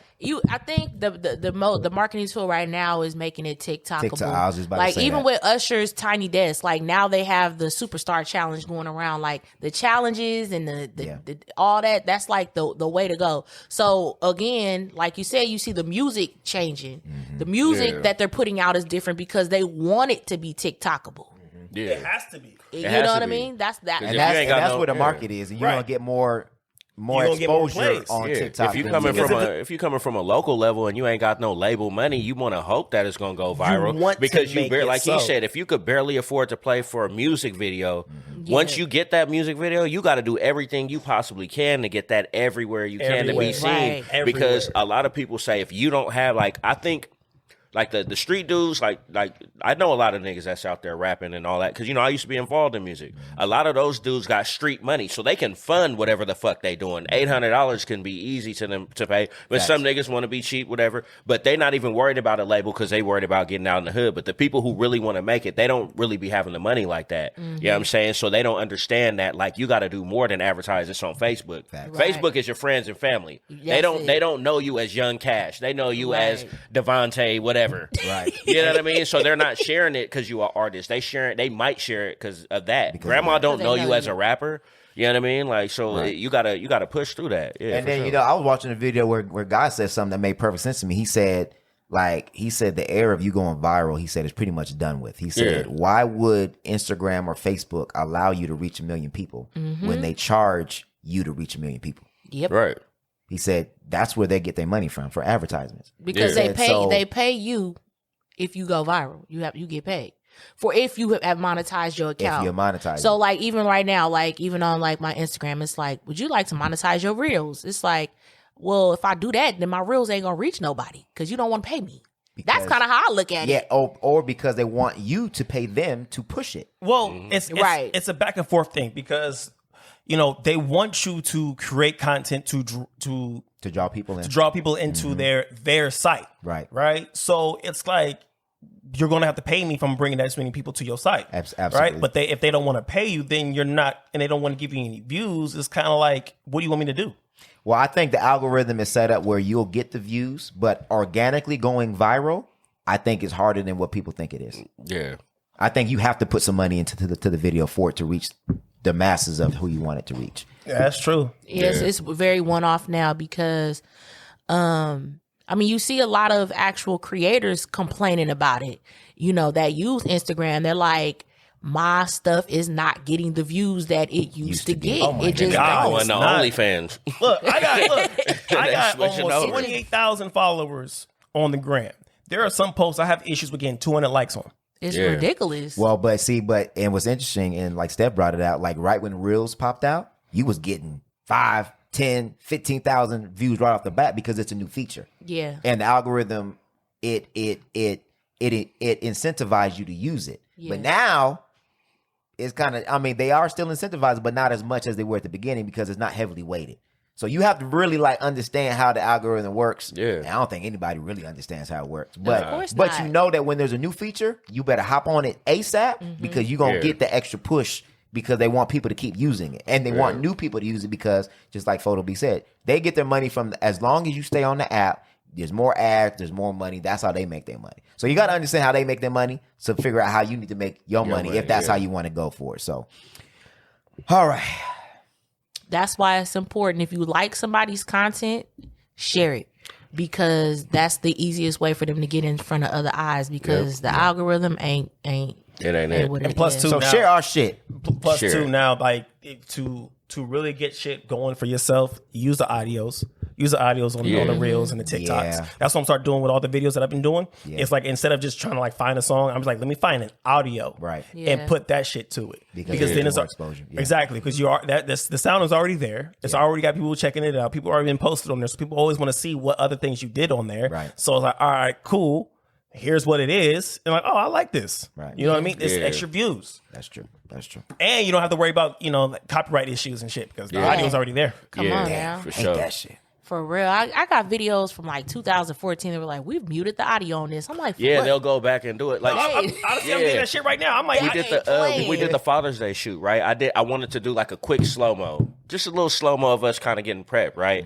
And I start noticing I was like, well, how come I got this iPhone, this shit ain't doing no good video for my reels, so I use my actual camera to do it, right? And then the cold part was like how I said, how the universe kind of connects itself or comes back around. All the other stuff I've done in my life art-wise came back around because I was like, oh, they'll block your audio if it's copyrighted songs, but guess what? I make my own beats. So I use my own beat for that, and I did the quick little video, and there's little ways you can get some views, but it was just doing that was different. You know what I mean? Because I didn't have to worry about the copyright issues. You know what I mean, or things like that. Right. Yeah, for sure. Yeah, man, it's a tricky game. You got to know what's what. Got to know what's what. Got to know what's what.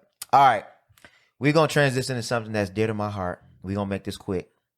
I promised y'all that when I got my African Ancestry results that I would do it live on the podcast. I have not looked at it. I have not read it. He has not written the results yet, but we are going to find out. I am interested to see. Okay, so let me give some background.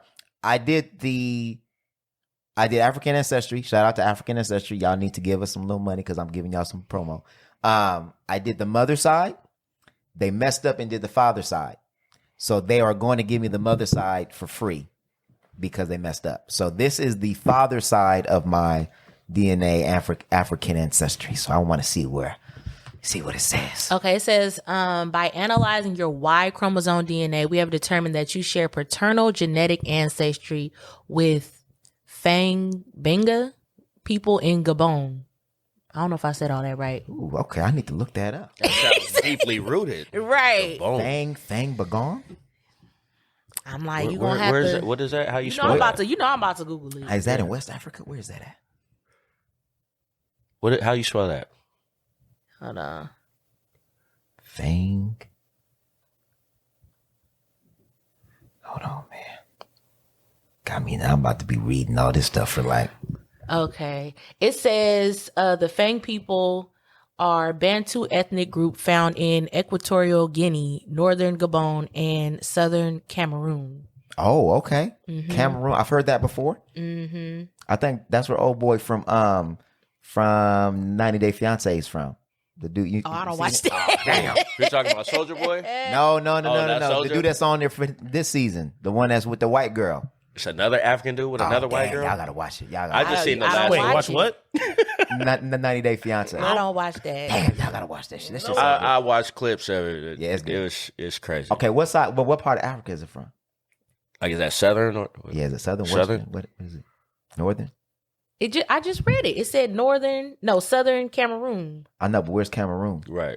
You asking me a lot of questions. Look, this is my African Ancestry. Look, so if y'all see me come next episode with some African Please. attire, Please. And that's what I did when I went on Sacramento Access. They said I was Nigerian. I bought a Nigerian shirt. Okay, it says niggas gonna change their whole diet and everything. West Africa. I knew it. I mean, I think most African It's African like Americans It's are like from West. See, but I was thinking like Nigeria. You know what I'm saying? That's gonna be mine. All right, so that's my claiming dad's side. All right, I got to just wait for my mom's side to see what's what. So, okay. I didn't know it was each side, but I mean, I think that's kind of dope. Well, you said a Guinea? You said Guinea? Mm-hmm. Yeah, Fang, that says like by Benga. Sierra Leone. Okay. Yeah. Okay. Freetown, I'm off to holler at my peoples, man. Senegal. Yeah, we over there. So you have inherited this segment of DNA through your father and has been passed down consistently from father and son over the last 500 to 2,000 years. Wow. Okay. All right. I'm about to sit with this later, man. I'm gonna have to get mine's done. This is kind of deep. Your sequence similarity score of 100% reflects our level of confidence and accuracy of your match. Dang. Okay. You should see how much of this, what you're doing today, relates to what your people are doing over there. Like, if there's any similarities, you know what I mean? It actually gives you a link where it gives African American guide to African history and to the culture. Okay, yeah, that's dope. So I'm gonna have to read on what their culture, what they. That's dope. All right, man. Brandon, bring us talk African Ancestry, man. I need to know my history before slavery. You know what I'm saying? Know what's going on. So, and I think that they do start linking your family tree too. Like if more people start doing it, then you can kind of build your family tree out. So I think that's pretty dope too. All right, we gonna get back to more pressing matters. So, keeping it real. We are going to play a clip from a young child that I think is important for us to listen to. I'm not going to play the whole clip. I'm going to play part of it, and then we're going to react to it. I think it was pretty important just because we've had similar conversations in the past, but to actually hear a child actually kind of articulate it in such a elegant way, I think is dope. So give me 1 second. Let me see if I can. Everything was up for discussion. Because my mama, she a real understanding person. So it was literally a conversation I had growing up with me. I'm a real knowledgeable person. I like to know a lot of stuff. So the way I would come across and say things should be like, I know you not coming from a standpoint of you trying to be disrespectful to people, but some people don't understand you how I understand you, so you might have to correct yourself. So I literally had a conversation with my mom. I was like, okay, I'm finna tell you stuff and stop me when I get disrespectful. I express my feelings, but that don't happen with everybody. And so when I was standing up here and you guys were like, don't belittle your children, but the whole statement of you're not on my level sounds like belittlement to us. It's saying you don't have as much value as me. You're not as important to me. You don't put up what I put up, so you can't have a say so in what we do. You don't pay bills. You don't own this house. You don't pay for nothing. So and it's that's good. And it. Go ahead. And when you bring up the stuff that you do for your children, it makes us feel like a burden. It makes us feel like I can't wait till I grow up so I don't have to be a burden to you anymore. If you say it's like when people be like your parents had a life before you, it makes you feel like I made you so miserable and bitter and like I just don't want to be here anymore because you don't want me to be here anymore. So why should I be here and put my best foot forward if the person who gave birth to me and made me come in this life doesn't want me? How am I supposed to look at somebody else for love if I feel like I'm not getting love at home? What do you do when you want to have somebody to talk to, but they like you can't talk to them? You go to somebody else to talk to, and that's not who you want us to talk to. How am I supposed to come and talk to you, and you don't listen to me, but somebody else may listen to me, but they not gonna treat me how you want me to be treated? You love me, but you don't show it. But they don't love me, but they act like they love me. So I'm going to go to the person that acts like they love me and not the person who I'm going to go to the person who acts like they love me. Because when you grow up like this and you grow up with people. Okay, I'm gonna stop it there because it's a pretty long clip. But you guys, she was definitely preaching. She was definitely preaching. And then she went on later to say that most parents don't realize that they're the cause of their childhood trauma. Mm-hmm. Yeah. Amen. So we gonna react. I know some of y'all heard the clip, but I think it's important to have that conversation here. We just have we've been having it. I'm glad we have. Mm-hmm. We've definitely been having it, and obviously with the R. Kelly news later, which a lot of people don't want to acknowledge that is a perfect example of childhood trauma and things that have happened in your childhood that shape who you are.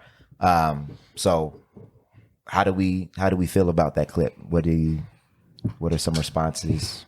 It was a very, very valid point being made, especially when she was like, you're not on my level. Like you are pretty much telling me that what I say or how I feel or my opinion is entirely invalid into what you think is. Right. Like you don't know what my life is like outside of here. Right. You don't know what it is that I deal with outside of here. And you don't know how I feel here. Right. So like, am I really being heard? Like, what issue can I come to you with? And what can I talk to you about? What can I confide in you with without resistance,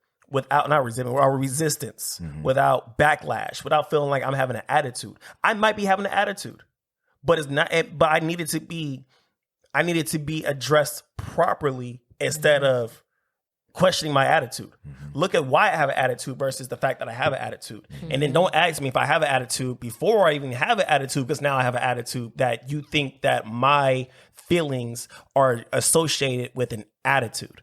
Yes, I have an attitude because I'm upset about something, but that does not mean it's not going towards you. Or if I do have an attitude, it's valid because I'm upset that you're not listening to me or you're not understanding what it is I'm coming from, and you just think that you know it all when in fact you're not even addressing my situation. You're not fixing my situation. You're not helping. You are the part of the fucking problem. What she said about I don't have as much value as you because you contribute more. And I feel like that's an issue for Black people. We keep having these conversations about value, and it's always about paying something, what you're contributing, what you're doing, all of that. You know what I'm saying? And it starts all the way from childhood of saying you're less valuable than me because I do A, B, and C. I keep a roof over your head. I do this, I do that. So I don't have no value in this family unit because I don't do those things. So it really starts from there. You know what I mean? And people always talk about, I want to build my child's self-esteem and this and that. And it's like, you don't even let them speak. You don't even allow them the space to be angry. You don't allow them the space to, you know what I mean, to do anything. Like you said, if you got an attitude or whatever, all that, like, no, you don't show none of that. You know what I mean? Not to your parents. You know what I mean? You can't voice that. You can't say, you know what, that hurt my feelings, or I really did not like. You can't say none of that kind of stuff. That's like off limits. But then we grow up to be adults and everybody's expecting you to know how to have these hard conversations that you was never even to navigate emotions that you were never even taught how to navigate. It was always, like you said, children are seen but not heard. But now we're adults that don't know how to communicate Yeah. at all. Yeah, that's facts. I think that Drama. I think what she said relates to every single person that was in there, because at every single point, everybody was a child. And I think everybody related to that. I was having a conversation with my mom, and my mom is now taking care of my grandma. My grandma will tell you she frail, but she ain't broken. You know what I mean? And so my grandma, she went through some had a heart attack, went through quadruple bypass. And she went from being like, she's still the matriarch, but she went from being the strong one to where, she needs assistance. Yeah. She's still conscious, still going to the kitchen, cook, all of that. Right. And my mom was telling me how she's been frustrated because it seems like now she's the only person taking care of my grandma, right? And she asked for her siblings' help, whatever. But what she was getting at is, when I was younger, my mom told me one day on the phone, it's funny now when your parents vent to you and you an adult. And she when I was younger, she made me do this, and this, and she let everybody else play. And I feel like this, and this. And she was telling me her feelings that she felt as a child. And then after that, I said, well, you know what's funny, Mom? I kind of felt like that too. And my mom was like, well, no, because you this. I said, well, you can't tell me how I felt. Yeah. Right. You know what I'm saying? Yeah. You felt this way with grandma, and you feel it now. Right. You know what I'm saying? And now I'm telling you as your son, I don't hold no animosity towards you, but I felt the same way you felt. And it really opened her eyes, though. She really was like, well, you know what? That makes sense. So I think what that little girl was talking about was a lot of that. With my kids, my sons, I had black male sons, they're both mixed, but I talk to them and express to them, speak to me. Before I even choose to discipline them, I figure out what's wrong and is it worth the discipline? Let's talk about it. Tell me what your feelings are, because that's important. Yeah, we don't you do have that to. enough. Yeah. Yeah. You guys said everything I would have already said. I just want to encourage parents to please just talk to your children. I don't think we realize how important home is. Home is where you learn how to be in relationship. Home is where you learn how to love. Home is where you learn how to communicate. Home is where you learn how to express your emotions in a safe place. And if, as a parent, if you're not creating an environment for your child to do that, then where do they learn how to do that? When they get older, we have these relationship conversations all the time. And I don't think people realize the relationships they're having in their 20s and 30s are a direct result of how they were raised in their childhood, right? We don't have no control over that. And kids sometimes can't communicate what's going on. So as a parent, it is your responsibility to be able to figure out what is going wrong, right? So the whole stigmas of, oh, I want McDonald's. You don't have no McDonald's money. I'm 6. Where would I get McDonald's money from? Shit, It comes from you. It's a better way to, Instead of saying, do you have McDonald's money? Why not you explain why I maybe cannot go get McDonald's right now? Because inflation is high. I'm behind on my rent, and I know that you want to get this, but we cannot afford it right now. Or maybe you just don't need to be eating that Or shit. you don't need to be eating That fast part. food. Or, This you shit know what ain't I even mean? good for you. But it's like this, I'm going to explain something to you. It's the because your I said opinion so doesn't mentality. matter, and because I said so. That And then because it's I like, said so, but then yeah. you're not giving a child the opportunity to figure out what's actually going on, so that way they can process their emotions. Instead of because I said so, it's like, okay, but then what are you teaching them in that moment? I'm big on, there's always a teachable moment. Always a teachable moment. So when I take my daughter shopping, and now she's really good at it, I will tell her, I'm like, look, here's your budget. This is how much money you got. So you can either get one dress Man. Or you can go here and you can get 4, 5, or 6 different dresses. But if you get that one dress, that's the only thing that you're going to be getting. Man. And this is your back to school shopping. So you're going to be wearing that 3 times a week. I do that with my You know son. what I mean? Yeah, I do that so, with my but it's son's not action figures. where I'm taking you to Ross because I said so. Exactly. No, I'm giving you the option so that way you can think it through and figure it out on your own. Yeah. Because eventually, if I'm doing my job correctly, I'm raising you so that way then you can take care of yourself at some point. But you know what? In that situation too, I feel like it's hard for parents to accept if somebody says, you know what, I really want that dress. Then that's so fine. I'm gonna get that. Yeah. I feel like it's hard for parents to even accept when the decision is one that isn't theirs. Yes. You know, you expect I gave you the options and this is the better option. And you try to push the one that you really want. Exactly. You like I gave you the option, but I really wanted you to do that. And I'm like, as an adult, I do that too. I'm like, I could get 4 things, but I'm like, I really want this, and I'm gonna get it. And there's not but you have to let them live with the consequences of that. Exactly. Or maybe it's worth it to or them. if they really want to, ask them, why do you really want this dress? Yeah. And if they give you a legitimate reason, then you know what? I understand. And then maybe in that scenario, I'll buy you this and we'll go to Ross. Or, you know what I mean? Like if there's like a dance coming up. Because sometimes kids are scared to communicate because they're scared of your reaction. They're scared of response. You know what I mean? For So sure. they may not want to exactly tell. So sometimes I have to ask 2 or 3 other questions. And then finally you get to the, because I have a dance coming up, Dad. And I really wanted to wear that dress to the dance. Right. So then it's like, okay, well, then why didn't you just say that?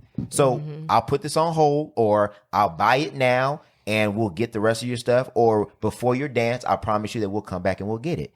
Because then there's logic and then there's reason.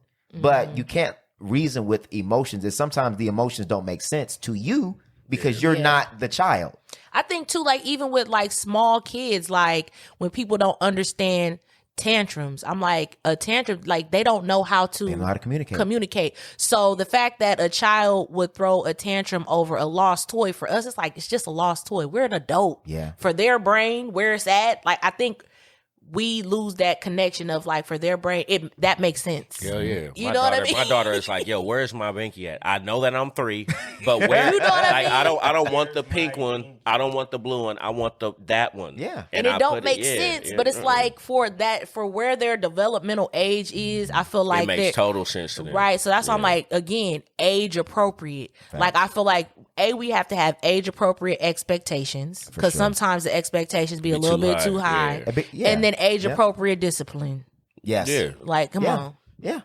Absolutely. We have to just be more compassionate. Like we are compassionate with everybody else but our own kids. And it's like most of the time you parenting out of fear because you don't want your child to end up like you or to have the same things that you, but it's like, it should be the opposite. Like how you were saying, like if, because I've had those conversations with my mom too, where like growing up, like she'll tell me things that she didn't like in her childhood, and I'll tell her things I didn't like in my childhood. And we would have a heart to heart where she'd say, well, you know what?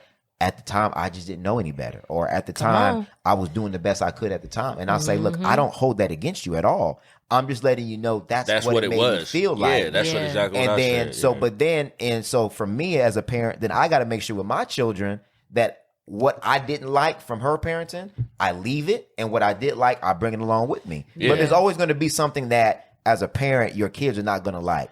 But you should be at least open to hearing it and saying, okay, that's a valid expression. Absolutely. I can hear what it is, because like as Black men, we always talk about we're never allowed to express ourselves. We're never allowed to speak. We're never allowed to really be emotional, vulnerable, things like that. And majority of the time is because as kids, what happened when you fail? Like if you fail and you hurt your knee or something, get up. You ain't crying. Why you crying? Well, wipe them tears from your eyes, or I'm gonna give you something to cry about. You know what I mean? And then it's like, but then when you get older, and then we be like, oh I need you to be vulnerable. I've never had to be vulnerable. I was always taught, don't be vulnerable because it shows weakness. Yeah. Or it gets used against you. Yeah, you being taught that for years, not just a couple of days. Come on, not just one incident. It take 30 days to create a cycle. So if you've been doing this for years, telling this kid for years, it's gonna be hard to break that cycle by the time they become an adult. Facts. Yeah, I actually learned something the other day. I learned something that I actually was able to implement it. My godson was having. He had a little attitude because we was play fighting and whatnot, and then he wouldn't let me touch the laptop, and then I ended up closing the laptop. Next thing you know, he busts out crying and have a tantrum. I'm like, no, hold up, come here, right? Of course he was crying. I was like, hey, I need to talk to you. I need you to use your words, because without your words, I can't figure out what's going on. Facts. So eventually, he finally started using his words. I was like, see how easy that was?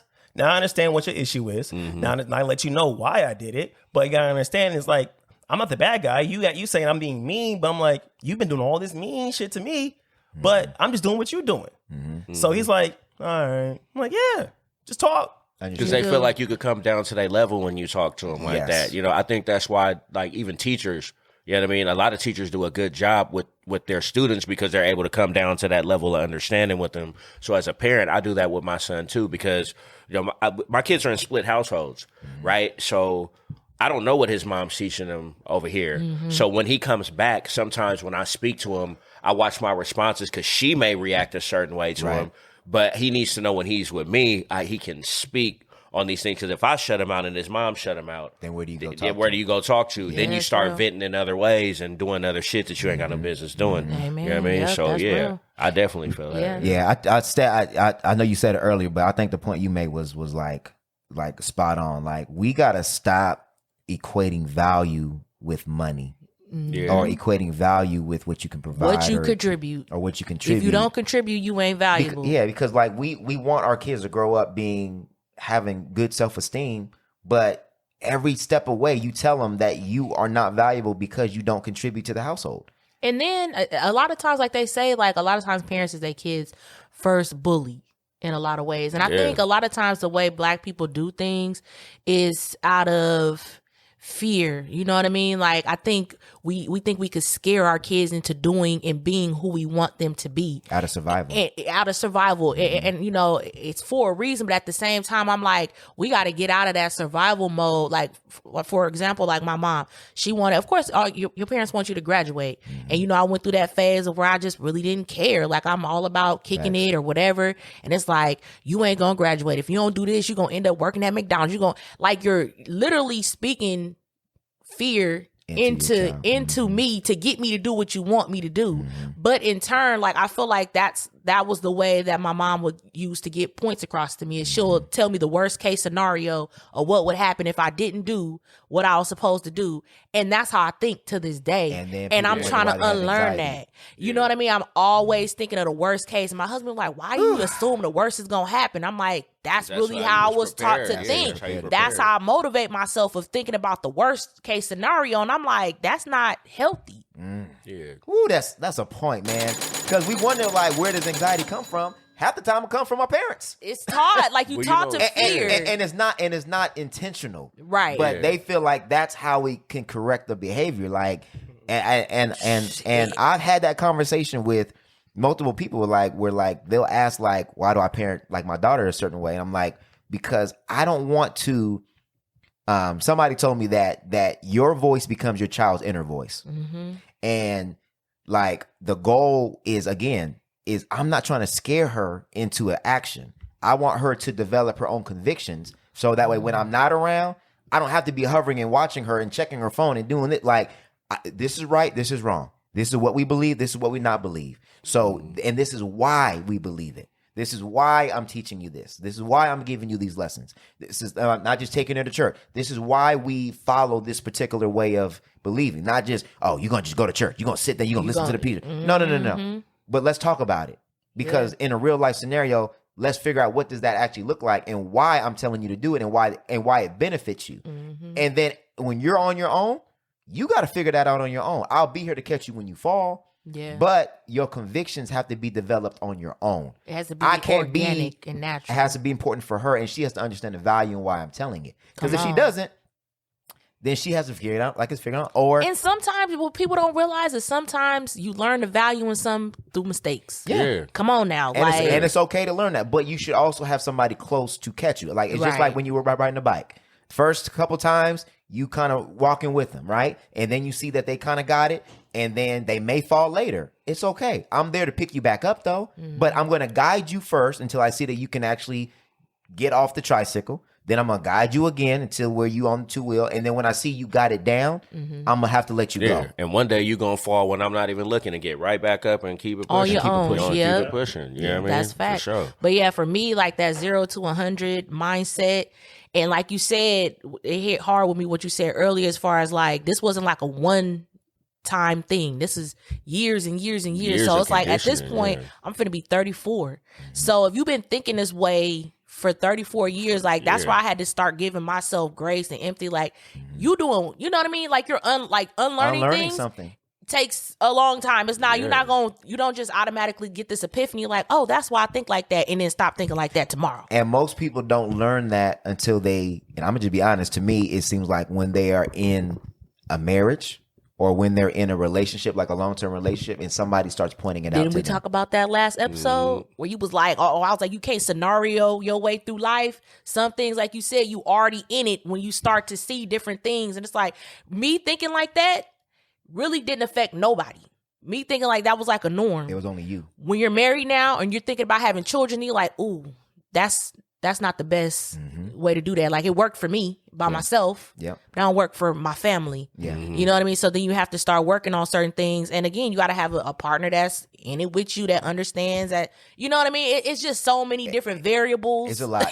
But your way of thinking or your way of living or how you was raised usually does not get exposed until you are in a close relationship or until you're in a marriage or until you're in a scenario where it starts playing out. Because if you've been living with yourself the whole time, you think that the way you was raised was just how you was raised. Cool. Then and you it's get cool. into once you start getting feedback, it's like, oh, okay, well, I can see how that ain't. Maybe that wasn't healthy. Yeah, You know what I mean? even got to get used to them telling you stuff. Not even what they telling you, but just Super them defensive. Yep. telling you. You know what I mean? And not getting defensive about it. Not getting defensive about That's it. real. Yeah, for sure. So don't feel like definitely, like you said, do the work. And I've been to therapy. So you know what I'm saying? Like, it's like, oh, damn, hold on. Like, this didn't come up. You know what I mean? Or this didn't, it didn't affect nobody else. So, like, don't feel like you have to be perfect. No. There's nobody. You're never there's gonna no be perfect perfect. human. You know what I mean? So I think a lot of people get caught up in that. I feel like they be single for a long time because they're like, I'm trying to get to where, like, ma'am, you never gonna be You there. ain't gonna never get there. But You never gonna. You could definitely heal some things, but at the end of the day, you're still gonna be a human being. absolutely. So Absolutely. And there's going to be triggers that you may not know about until they get triggered. Mm-hmm. That's just a fact. We're just as children, we got to be super delicate with them because you are building a human being. And them zero, like, and I think a lot of people think from a baby to 3 years, like, they don't know what's going on. Oh, they definitely know what's going on. Them 0 to 3 years is the most important, vital years to a human child. being, Yeah, period. for sure. Because that's what they're downloading, all of that. The arguments between y'all two, the fighting, the yelling, the disrespect, like all that, even the feelings of when they're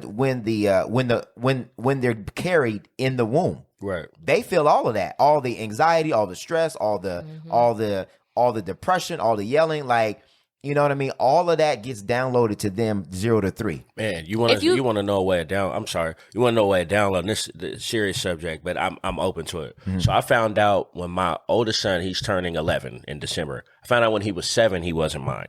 Found out middle of nowhere. Wow.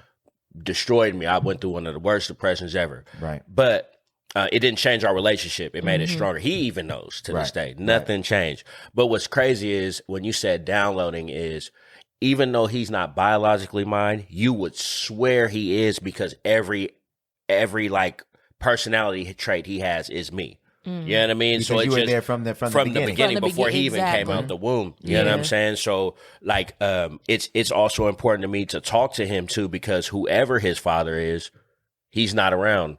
So when he's going to run across those issues, he's going to have trouble one day speaking about his feelings because there's a disconnect between me and him because it's not biological, but he's going to need somebody there for that. Yeah. So I try to make sure that he always knows that, nothing's different. You know what I mean? The situation, the story might have changed, but it didn't change our relationship. So let me be here in ways to understand you. You know what I mean? Because you might not have that connection with your mom, but you got it with me. And I'm the only dad. You know, like when I told him when we found out, he's really smart. So I knew he was going to find out anyway. He was like, I already know, Dad, but you've been my dad since I got here. So nothing changed. That's what he told me. See, and that was the sponge moment, was like, oh, wow. Like, and my family is like, we would have never known. See, we would have never known. Because that, like you said, from the beginning, like he knew my voice before he even came out. You know what I mean? And then playing my part as a father, like since he's been born, every other weekend he's been with me. Every single other weekend to this day, he's been there. So that in itself, me showing that I'm gonna be here, not just because I got a kid, because I could have easily found out and walked away. Like I know a lot of people have. Absolutely. You know what I mean? And that would have been, the effects of what that little girl was talking about, but on a worse level, because she don't even have somebody to talk to tell her that ain't, That's crazy. Well, but what I was gonna say was, I feel like it shows, like, even when you watch certain kids, I noticed like how their parents deal with them. Like, there's certain kids that don't even respond until you raise your voice, because that's what they used to, even as little kids. And it's like, how come when I'm talking to you regular, it's like they don't even hear you, and they're like, it's like a switch goes off, like, oh, this is serious. Like, what?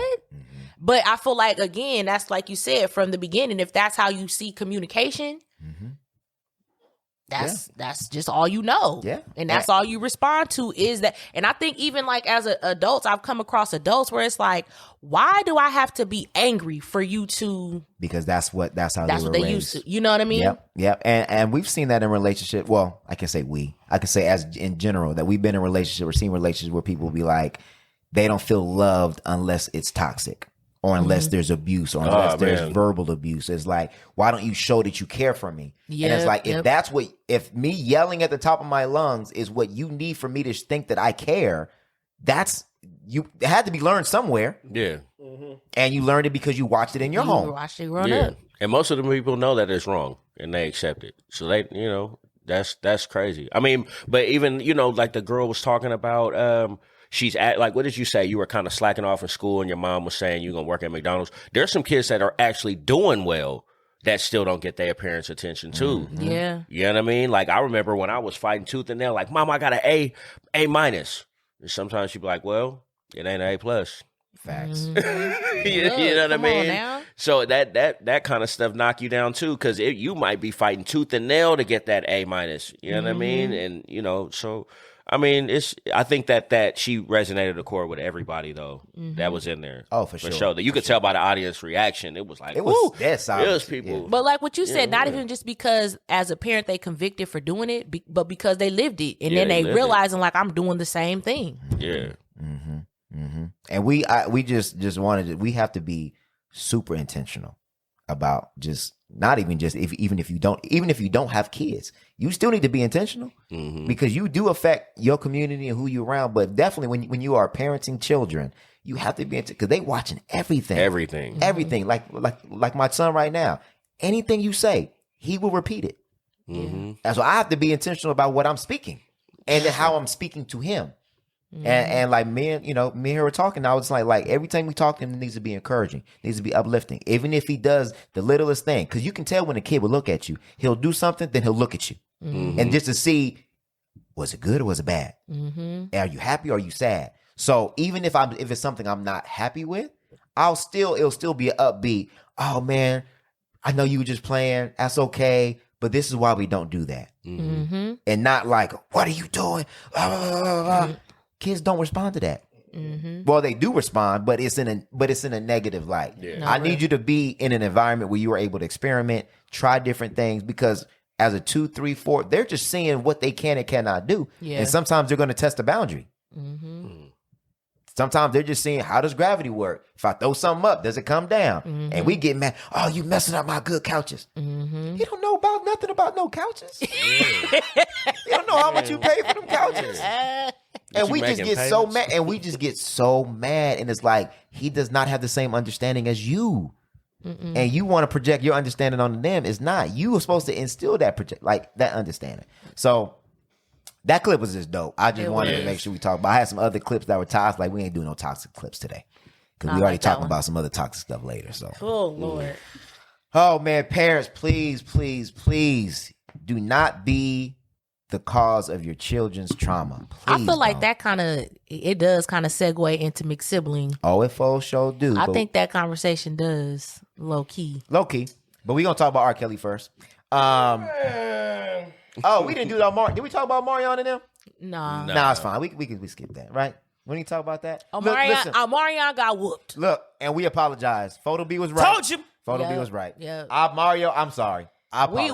We owe Mario an apology. We owe Braid My Hair an apology. Yeah, we do. I want to ask this though. I don't want to talk too much into depth of it because we talked about it and everybody had a conversation. is R&B making a comeback? Absolutely. You seen Babyface finna do the all-female album, and that's all R&B really need is Babyface. You got Babyface. You got P. Diddy pushing some R&B. You got Chris Brown dropped last week. Yeah. You got, it seemed like R&B. You got Usher dropped a new single, or not his single, but he's on the single with City Usher Girls. always gonna somehow stay relevant and with the times, and I like that about But he's him. doing but he did the Tiny Desk. Yes. I think he got some more music coming.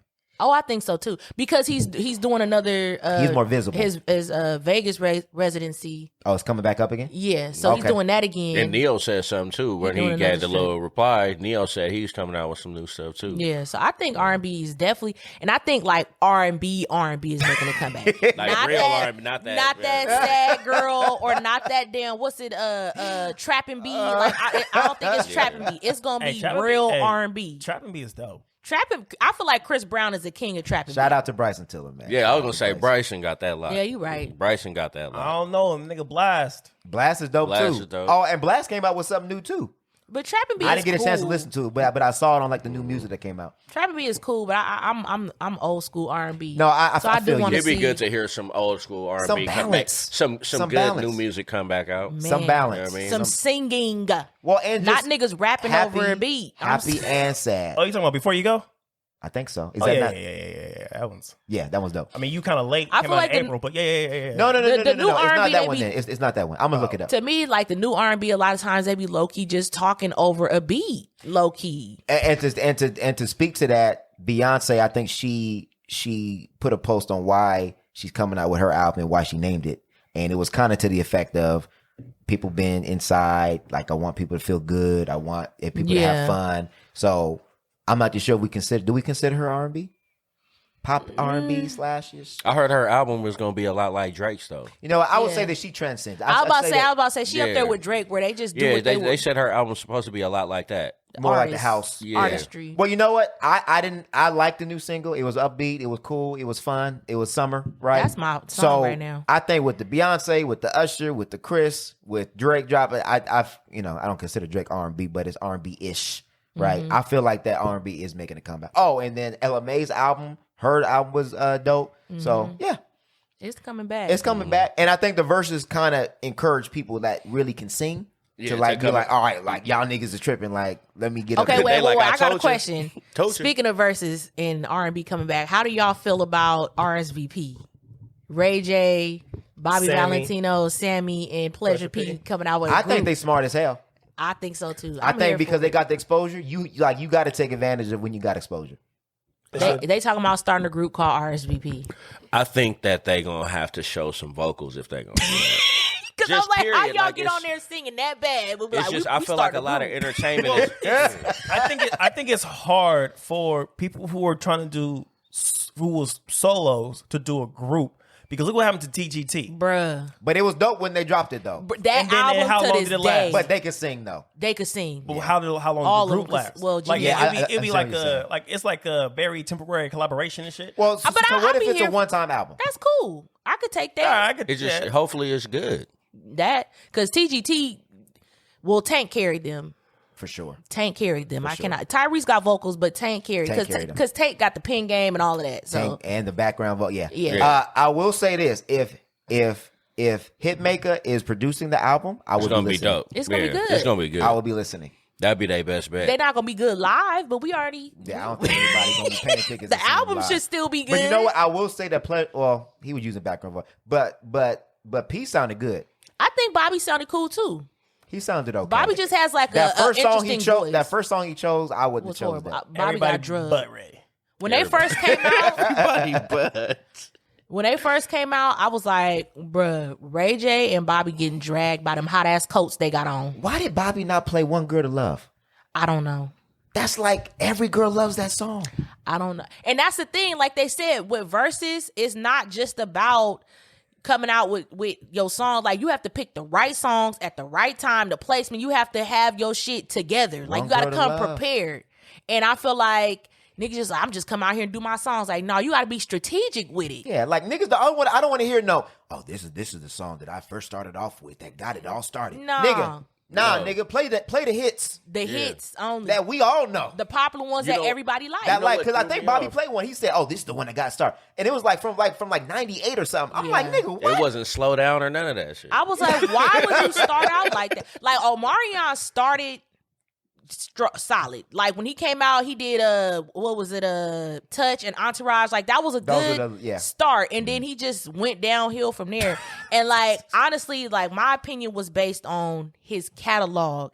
But if you don't come out correct, then it don't even matter. It's all about what you play and when you play it. And I'm like, I forgot that he thinks he's too good for B2K. Like he thinks he's so much above them. And I think Mario got in his head before the verses. Sure. He did. Because they was already talking about like, he basically was like, he basically was accusing him of gonna have to be using B2K songs. So he didn't really use B2K songs. And I'm like, bruh, you tripping. Fuck what he talking about. I'd have just whooped that nigga anyway. But I think that's probably why he was confident about it, because he like, you can't come out here with nothing stronger than my catalog. Like they marketing your group as a group, and they marketing me as I gotta have my single against every other single R&B. Damn, I was a part of it. I was in the group. I was on it. I'm playing it. Yeah. Period. Obviously, he couldn't. Obviously, he couldn't. No, he didn't want to. He got tricked into not want, because I think everybody in their mama was like, "Oh, all you guys B2K." So he was trying to prove that I got a catalog that my singles could play. But nigga, nah, that's niggas know you from B2K. Exactly. That's your best. Do you think if they did a verses though back then, like, you know what I mean, when they was at their peak, B2K was way bigger than Mario. They would have smacked them. Mario, but I'm saying this them two as single artists. Mario still would have. You still would have won. Yeah. Because what really put him over the top was the live performance. The vocals. That's what put him over the top. Because a lot of people didn't know them damn songs. Yeah, I know them because I actually listened to Mario, but it's like a lot of people didn't know them songs. People were more wowed by the vocals. Yeah, and if they're gonna open up the door, let me ask y'all this: do you guys like the format? I like with it. like an undercard and then like the main event. I like that. If they're gonna do that, like with like a team up, like you like the team up, I actually liked it too. I thought it was one of the better verses. They just the catalog and the singing was terrible, but I like it was entertaining. If you think about all this music that came out during that era, that was a powerful. It could have been powerful. But there's a couple people who don't have enough to go alone. Right. So I like that they did the team up. So if they're gonna do that, I think Miguel could probably go on his own. I would love to see Miguel because I love his catalog. But like, if you gonna do that, nigga, Jay Holiday, all them. Yeah. Life Jennings. Yeah. All like then you can open up the door to get some of them other artists up in there. I would like to see maybe some team ups like that. Yeah. And I liked it was dope. I liked it. Because I think that we predicted that. We didn't predict the format, but we said it. I think Photo B said, he said they're gonna have to do something different. We were saying that. Because at the way they had it was, I think Versus going forward was dead.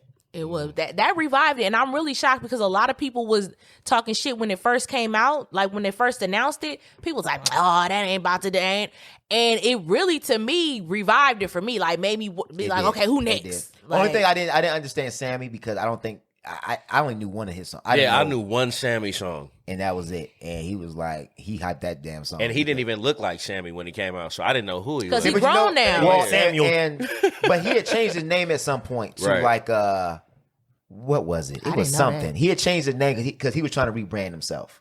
Because, you know, when you start off as a kid, then people only look at you as a kid. So he tried to be more grown, but it just didn't work. Like Shad Moss?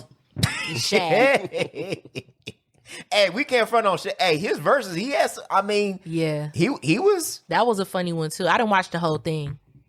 Oh, that was one with Soulja Boy. No, I could. I had to turn it off. I didn't watch it. Because that man Soulja was yelling the whole damn time. Right. Golly. Okay. So, if we keep a track from now on, Photo B 1, Steph 0, me 0. Damn it. I don't know why I picked that nigga, man. As soon as that nigga pulled out the watermelon, I knew it was over. Yo, I'm telling you, when he was on the floor with the fucking mic and shit, when he was doing the yoga? I swear he looked like Cat Williams making fun of Omarion. Tell me what? Tell me he didn't look like that. He was in the world of his own. Singing it, he sounded like Cat Williams too. Me and Steph was in the comments. I was like, nigga, if you don't get your ass up from off the floor. I was so upset. I didn't even watch the verses embarrassing live. us. I didn't even watch it live. I just saw a clip of this nigga eating watermelon, and I was like, who the fuck? This nigga's eating a watermelon eating contest with his brother? I had it on my TV. I was watching it on YouTube. I was watching it right here. Yeah, I was watching it on Hey, YouTube. shout out to Thriller because you can cast it. Oh, yeah? Because before on Instagram, you can only watch it on Instagram. So if you're trying to text or talk to people, I wouldn't be able to do it. See, I tell people to go on YouTube. I watched it on Triller's. They have it on their YouTube page too. Got it. So I just went to YouTube, so I wouldn't have to cast it. But I was just like, I was so appalled. I was like, you did not just get out here and embarrass us like this. After I talked all that shit. Who you think was more embarrassing, Omarion or Ray J? Woo. Oh, Omarion. Omarion for by sure. far. Because he did it for too long. Ray J's vocals was just bad, but Omarion was just But we knew that about Ray J. yeah. And we look at Ray J as kind of like the joke. Like he's Brandy's little brother. Right. Yeah, we knew that. I mean, One Wish wasn't the most vocal song ever. He was all over the He place in never that could shit sing, too. though. But we loved it. But it was a song. But we loved it. Yeah. he never could sing. He slid in the rain and all that shit. So we wasn't shocked. We was just shocked that he decided to come out there with a band like he could. Well, it was funny that everybody else started singing it. And I was like, oh, y'all doing my Sammy killed it when he first sang it before he even got to do it. I was like, why would you do that to that man? I was you know just he laughing can't how sing the baby good as turned you. up. The baby didn't even look at the crowd as soon as Ray J was singing. But the cold part about it was, She was like, I saw her. no. But the cold part about it was he was like, yeah, I know I missed some of them notes, but I was holding my son. What that got to do with singing? I think Brandy was more embarrassed than anybody. She was. You seen her post? Yeah, I in saw his it. comments. Yeah, she was mad. And plus, Ray J was a little lit. Very. And then I don't know what that nigga was trying to text. You saw the post he posted afterwards? Yeah, they said it he was was like drunk. weird or I something was like, that. nigga, what are you saying? He was drunk. He was out of there. He was so drunk. All right, man. Let's go ahead. Since we talking about R&B. Emotionally stunt. Hold on. Dang, I gotta turn it off. Since we talking about R&B, let's go ahead and get into the internet ones again. We talk about the hottest internet topics. We're going to go ahead and get into it because we good on time. We're going to talk about R. Kelly. It kind of felt uneventful. Because nobody gives a fuck. Not no more. Nobody gives a fuck. I don't think it's not that we don't give a fuck. It's just kind of like, okay, Finally, shit, whatever. that I don't know. shit should have It- been happening. It just felt unceremonious. Like, you know what I mean? Like, it just kind of the way it concluded was like, all right. 30 years. All right. Yeah, all right. Like, so. I think we weren't shocked because we've seen the documentary. And we knew. And it's been going on for so long that Yeah. it's kind of like now 30 years. They didn't okay. figure that shit out already? Yeah. So let me ask two questions. The first question is, do we think that 30 years is fair? I don't give a Yeah. shit. Yes, you do. Yeah. For Photo B, he don't care. I mean, yeah, I honestly feel like him, but if I gave a shit, I guess I could say 30 years is okay. How old is R. Kelly? Is he in his 50s? Probably like Because he they gotta also be, said like, that he close would to have 50. to do like 55. sex treatment or something like that afterwards. And I'm like, What sex treatment? And he's gonna be like registered some as a type of sex therapy or something like that to At kind of help. 85? Well, that's what I'm saying. Like how old is he? Is he? They gonna He's put him on? 55. Are they gonna put him on Megan's Law He's and all that shit? 55? He's after that? 55. Yeah. So when you get out, you're gonna be 85. So I was like, Who we gonna... Do you think he gonna stay in there that long? I'm about to though? say if he do Nah. the whole time. If he do the whole time, I think they gonna get him out a little bit early. That's a good question. If they got Bill Cosby out early, And I if think they're they talking might. about giving him that therapy, then obviously yeah. But- he ain't gonna be there until he 85. But R. Kelly ain't worth shit now. Nah, he ain't worth His nothing. net, his net well, worth. there was a report that said that right before he got sentenced, a childhood friend funneled like millions of dollars from his royalties into his account. Do he got control of his masters and all that? That's a good question. Because if he do, and he sell them, See, but is it like one of the things where when you're in prison that you can't profit off your own likeness? I don't know. I don't Those know are all about good that. questions. I don't know. Because I would think that all of his properties and things have all got seized already. Yeah, I don't know. Yeah, we looked at And it's so much stuff. Like I don't listen to R. Kelly no more. But like I had made this playlist Still so long negative ago 2 million. that was like all the songs that came out in like high school. So it was like from 01 to 05. so like TP2.com. all of that. So I had this playlist, and then it was like I don't have no R. Kelly on there, but it's like songs that came on. It was like Hotel came on. I'm like, damn, R. Kelly. It was like so many songs that It's came so on. I'm like, good. God damn, R. Kelly again. Double Like, Up, Same Girl, all yeah, that. where like his Oh, yeah, vocals, 'cause he and I'm just owes- like, even just for me hearing his voice just make my skin crawl. Yeah, a lot everybody of the time. graduated, so I believe I can fly. Right. Everybody's saying So it's that. like he was on so much So, shit. so let me. I think we've asked this question before. So this is actually I said 2. I'm gonna ask 3. So are we still listening to songs he wrote and produced? Yep. Okay. I you mean listen to not half his of song, it. but songs Not, that he not wrote? a song that he's on, but a songs song that that he he wrote and or That's produced. hella. Yeah. It's kind of hard to be too like. many. I listen to it to the point where I got to turn it off. Like I'll be like, No, but like when I hear his voice, then I usually turn it off because it's just like, to me, it's just like kind of automatic. I've been doing it so much. yeah. When I hear R. Kelly, I automatically switch it. Yeah. But like, I feel like there's songs that he's not necessarily on that you would not know Exactly. that he wrote and produced. So So, what- what are you gonna? What are you gonna do? I'm not gonna do all the research. Like, wait, before I listen to the song, who Yeah, wrote no, this and who I- produced this? I'm not gonna do all that. I'm I'm like, if I like it, I fuck I with think it. I'm some just people asking- feel conflicted because they might think that some of them songs relate to some of the shit he did. Exactly. It So do. they feel like, should I Seems sing like you're it? ready. Because I don't want to hear that. Because I guess the biggest reason I'm asking that is because Your perspective ain't my perspective. Your perspective ain't my perspective. What? Seems like you're ready. Like, what I'm saying is this though. Like, just because if somebody translate one thing to something and it's not that, if you translate it to something different, my energy towards something is not the same energy you give. I get get what what you're you're saying. saying. I You get know what what I you're mean? saying. Like, So- you like say you like reading a book, Like your right? interpretation. Right, me and you Interpretation, reading the okay. same book, You but take we it, have yeah. different visuals of what's going on inside that book. Yeah. Yeah. and it's who performed it. I got you. So Yeah. so that's the answer. So but the other reason why is because a lot of people said they stopped listening to his music because it was funding whatever he was doing. Right. So Again, that's a personal decision. Like for me, I've always said that I really don't have an issue. Like if you want to still listen to the music, you want to separate the art, Right. whatever. I've always had an issue with people's reasoning, like Right. the reasoning they start giving Yeah. when they start saying, well, them girls knew what they was. That's the stuff that I got an issue with. If you want to listen. Right. But a lot of times, like the way that they defend listening, it's trash. it be real Yeah, trash that and goes real behind it. suspect. Yeah. Like, I I can't just agree feel with like that. if you're gonna break down what his music is about or what he doing, it's a lot of music out there that was funded in different ways from a lot of Right, shit. right. That's a lot of Right. subliminal messaging and all Right. that in it. So I mean, I guess it's subject to the person who listened to it. Like he said, it's just your interpretation How of you it. listen It's to how it. you What listen to like, it. What are you listening I to? mean, But 'cause he don't got good say music. that you're listening because you don't see nothing wrong with what he did. Oh, no. That's where I gotta Yeah, draw the yeah, line. I got you. You know what I mean? Where you try to poke holes in the girl's story, or you try to poke holes in it. Well, he not that bad, or that's when I be like, you weird. Right. Me listen to his songs ain't giving him enough money to give a fuck. Okay, got it. Yeah. So If you really think about it, on that that nigga is broke. on that point, I've seen a lot of people saying y'all gave him 30, but what about the other adults and the managers Giselle. and the parents okay. that were involved that allowed this to happen? So Oh, am I not supposed to listen to their music? no. No, he's saying that they should Where be did punished. should they be prosecuted as well? If they Or knew about neglect. the shit, Yeah. I mean, that's like being an Child accessory. endangerment. Exactly. There You know is what I mean? accessory. Yeah. Like I literally just seen, I was watching this documentary where, you know, the people be like doing that like swatting where they send the police to your house and they sent the police to somebody's house And and, they it was died. the wrong house and they got killed. They in jail. They didn't actually shoot the person, Right. but you still a part of the reason. Right. You know what I mean? So I mean, if they have the evidence or whatever, absolutely. But I mean, I'm not a lawyer, so what do you want me to do? Give R. Kelly a pass because those people ain't getting prosecuted? What am I supposed to be able to do about it? That's what that is always my argument. And I don't think people. Well, I don't know. I think there's two sides. I think there's some sides of people who support R. Kelly that are like, so what about these other people? But then there's other people that are like, if you're going to convict him, then the people that helped him or enabled him to do it, they should also be prosecuted as well. Absolutely. So I don't disagree with that. I'm just not the police. Yeah.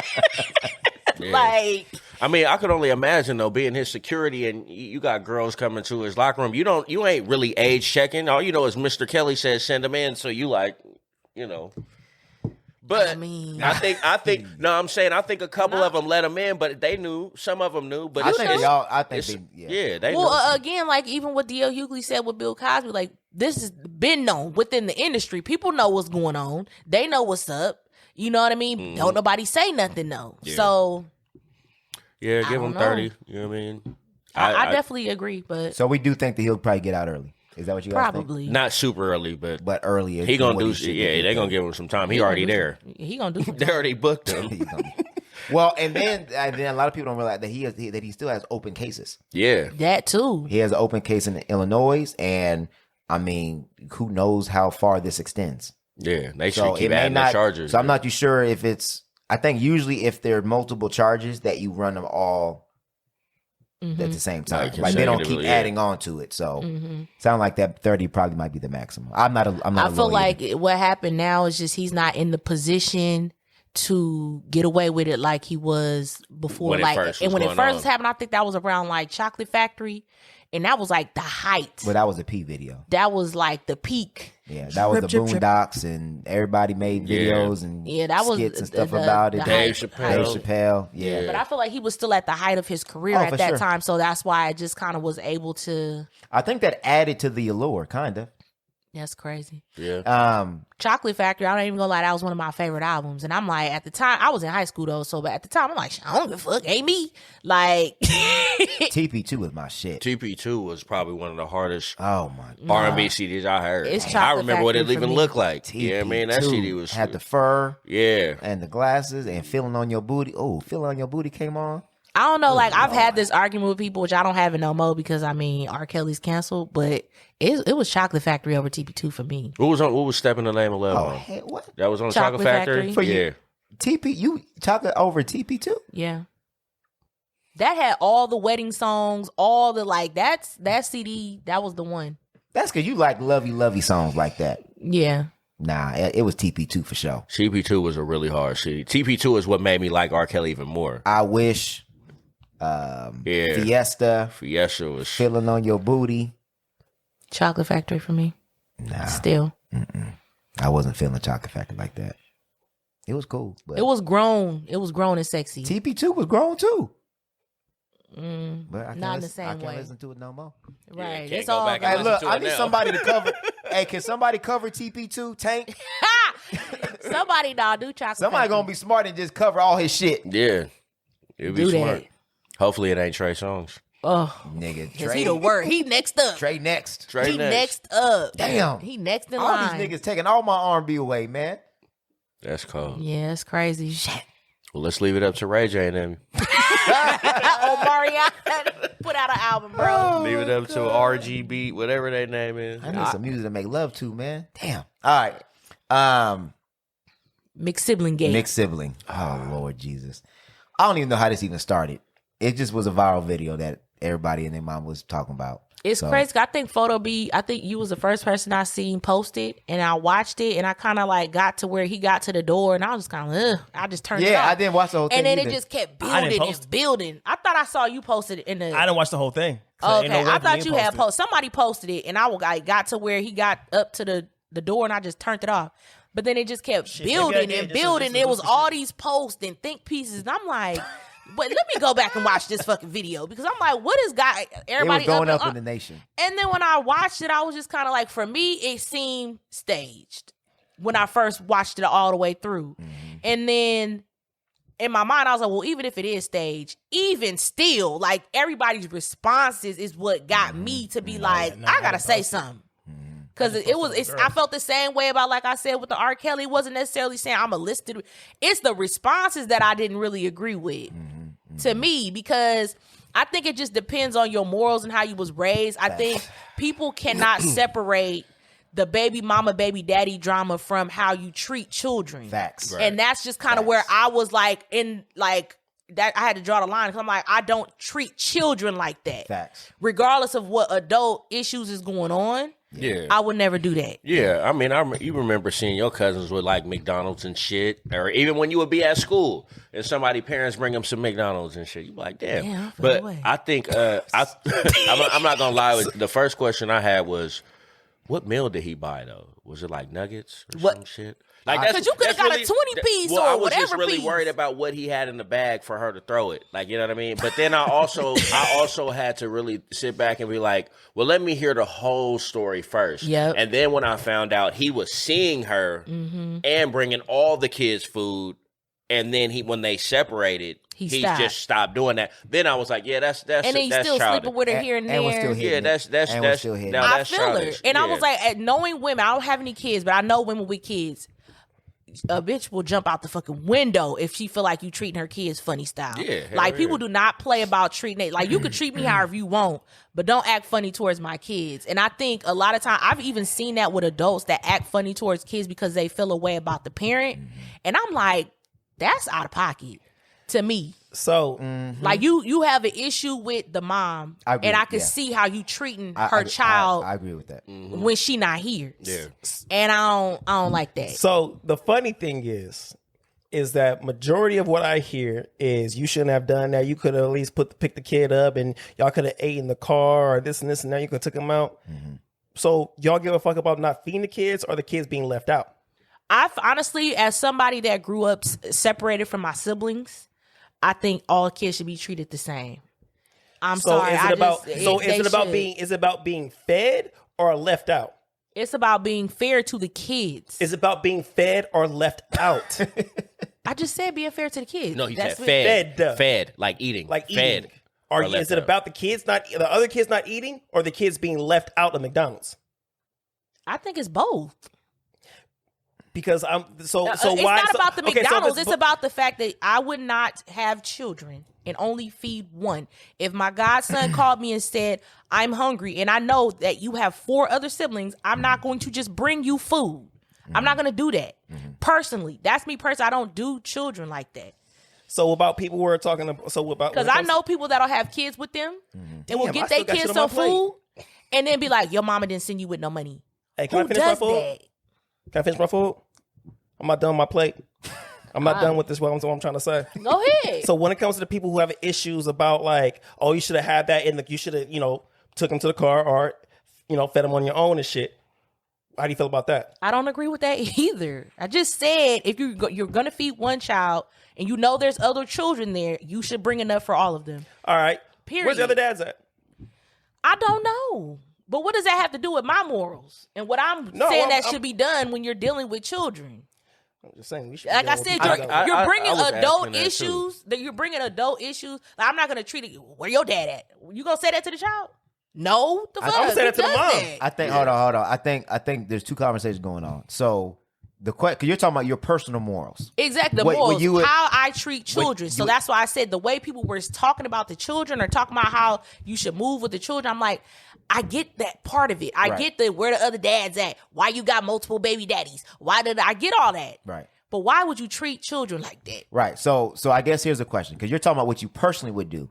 I think the question is really, did you think that what the dad did was wrong? I don't think what he did was wrong. Okay. I feel like, but I also feel like, and I said this before, what you're obligated to do and the right thing to do ain't always one and the same. Okay. And that's just what it comes down to. Like, there's a lot of things that I do that are not my responsibility, but it's the right thing to do, so I'm gonna do it. Do you have to? No. Okay. I think if they had been separated for a minute, like let's say they were together and then they just like completely separated, and then his job is his child.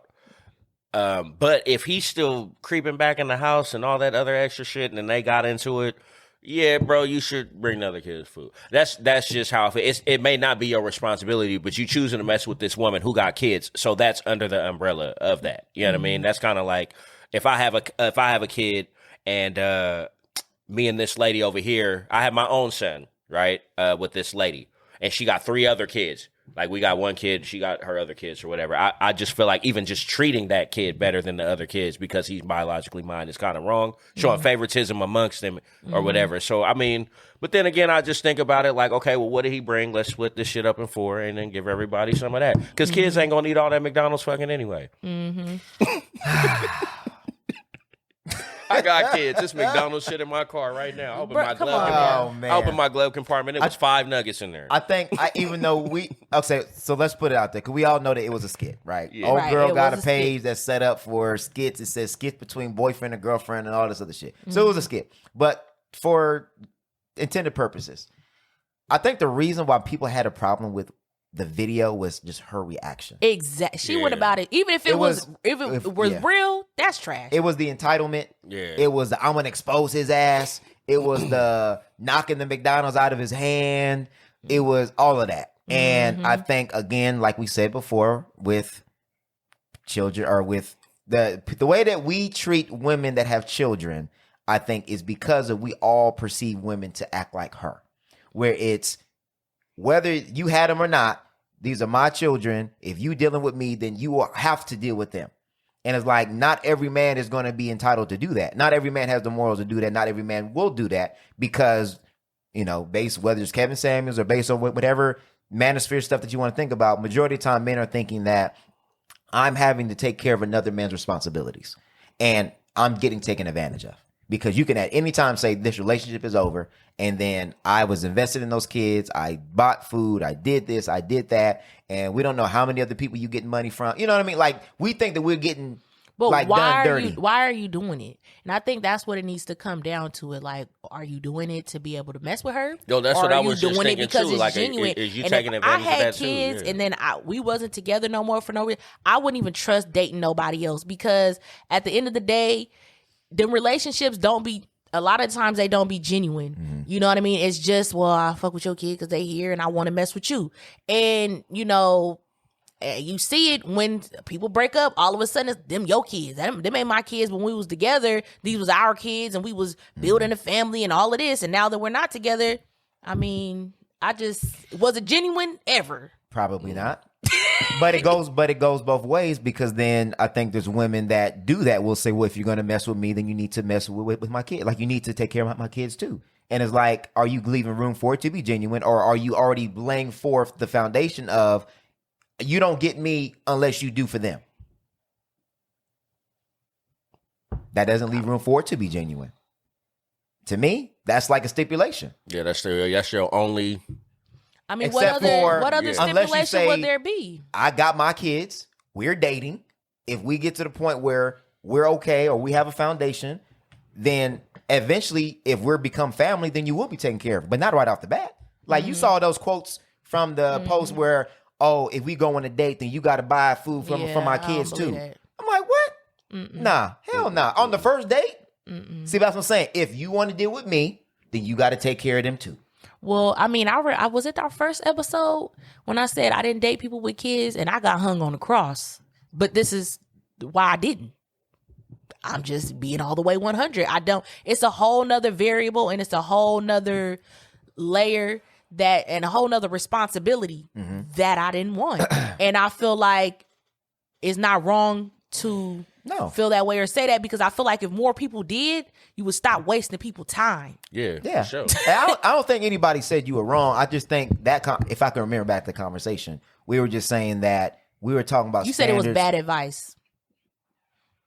Because I said I don't date people with kids, and I tell my friends not to date people with kids. And you're like, well, they ain't never gonna find nobody, because you're not gonna find nobody without kids. And I'm like, I don't remember saying Well, you know what? I mean, saying eventually the road leads to you having kids. So, I mean, I think people should be more open to it. But I don't think the problem is necessarily the kids. Usually the problem with having kids is the other parent. is the situation. But the other parent. Yeah. But it does bring other things. but to me, it wasn't even that. It's the responsibility. Like, that's taking on somebody like, and again, it's if you take that role seriously. take it And there's a serious. lot of people that don't take the step parent role seriously. That's true. And I think that's why they just out here willy nilly. That's real serious shit to me. Yeah. And so I'm like, if I know, I'm like, I'm out here dating for fun. Why would I date somebody with kids? Because I don't want to meet even when I did date people, I don't want to meet your kids or none of that, because I'm not, you know what I mean? I don't take that lightly. Yeah. But it all depends. I mean, it all depends on the reason, on what you want and the reason why you're dating. I want And my first child to be the oldest.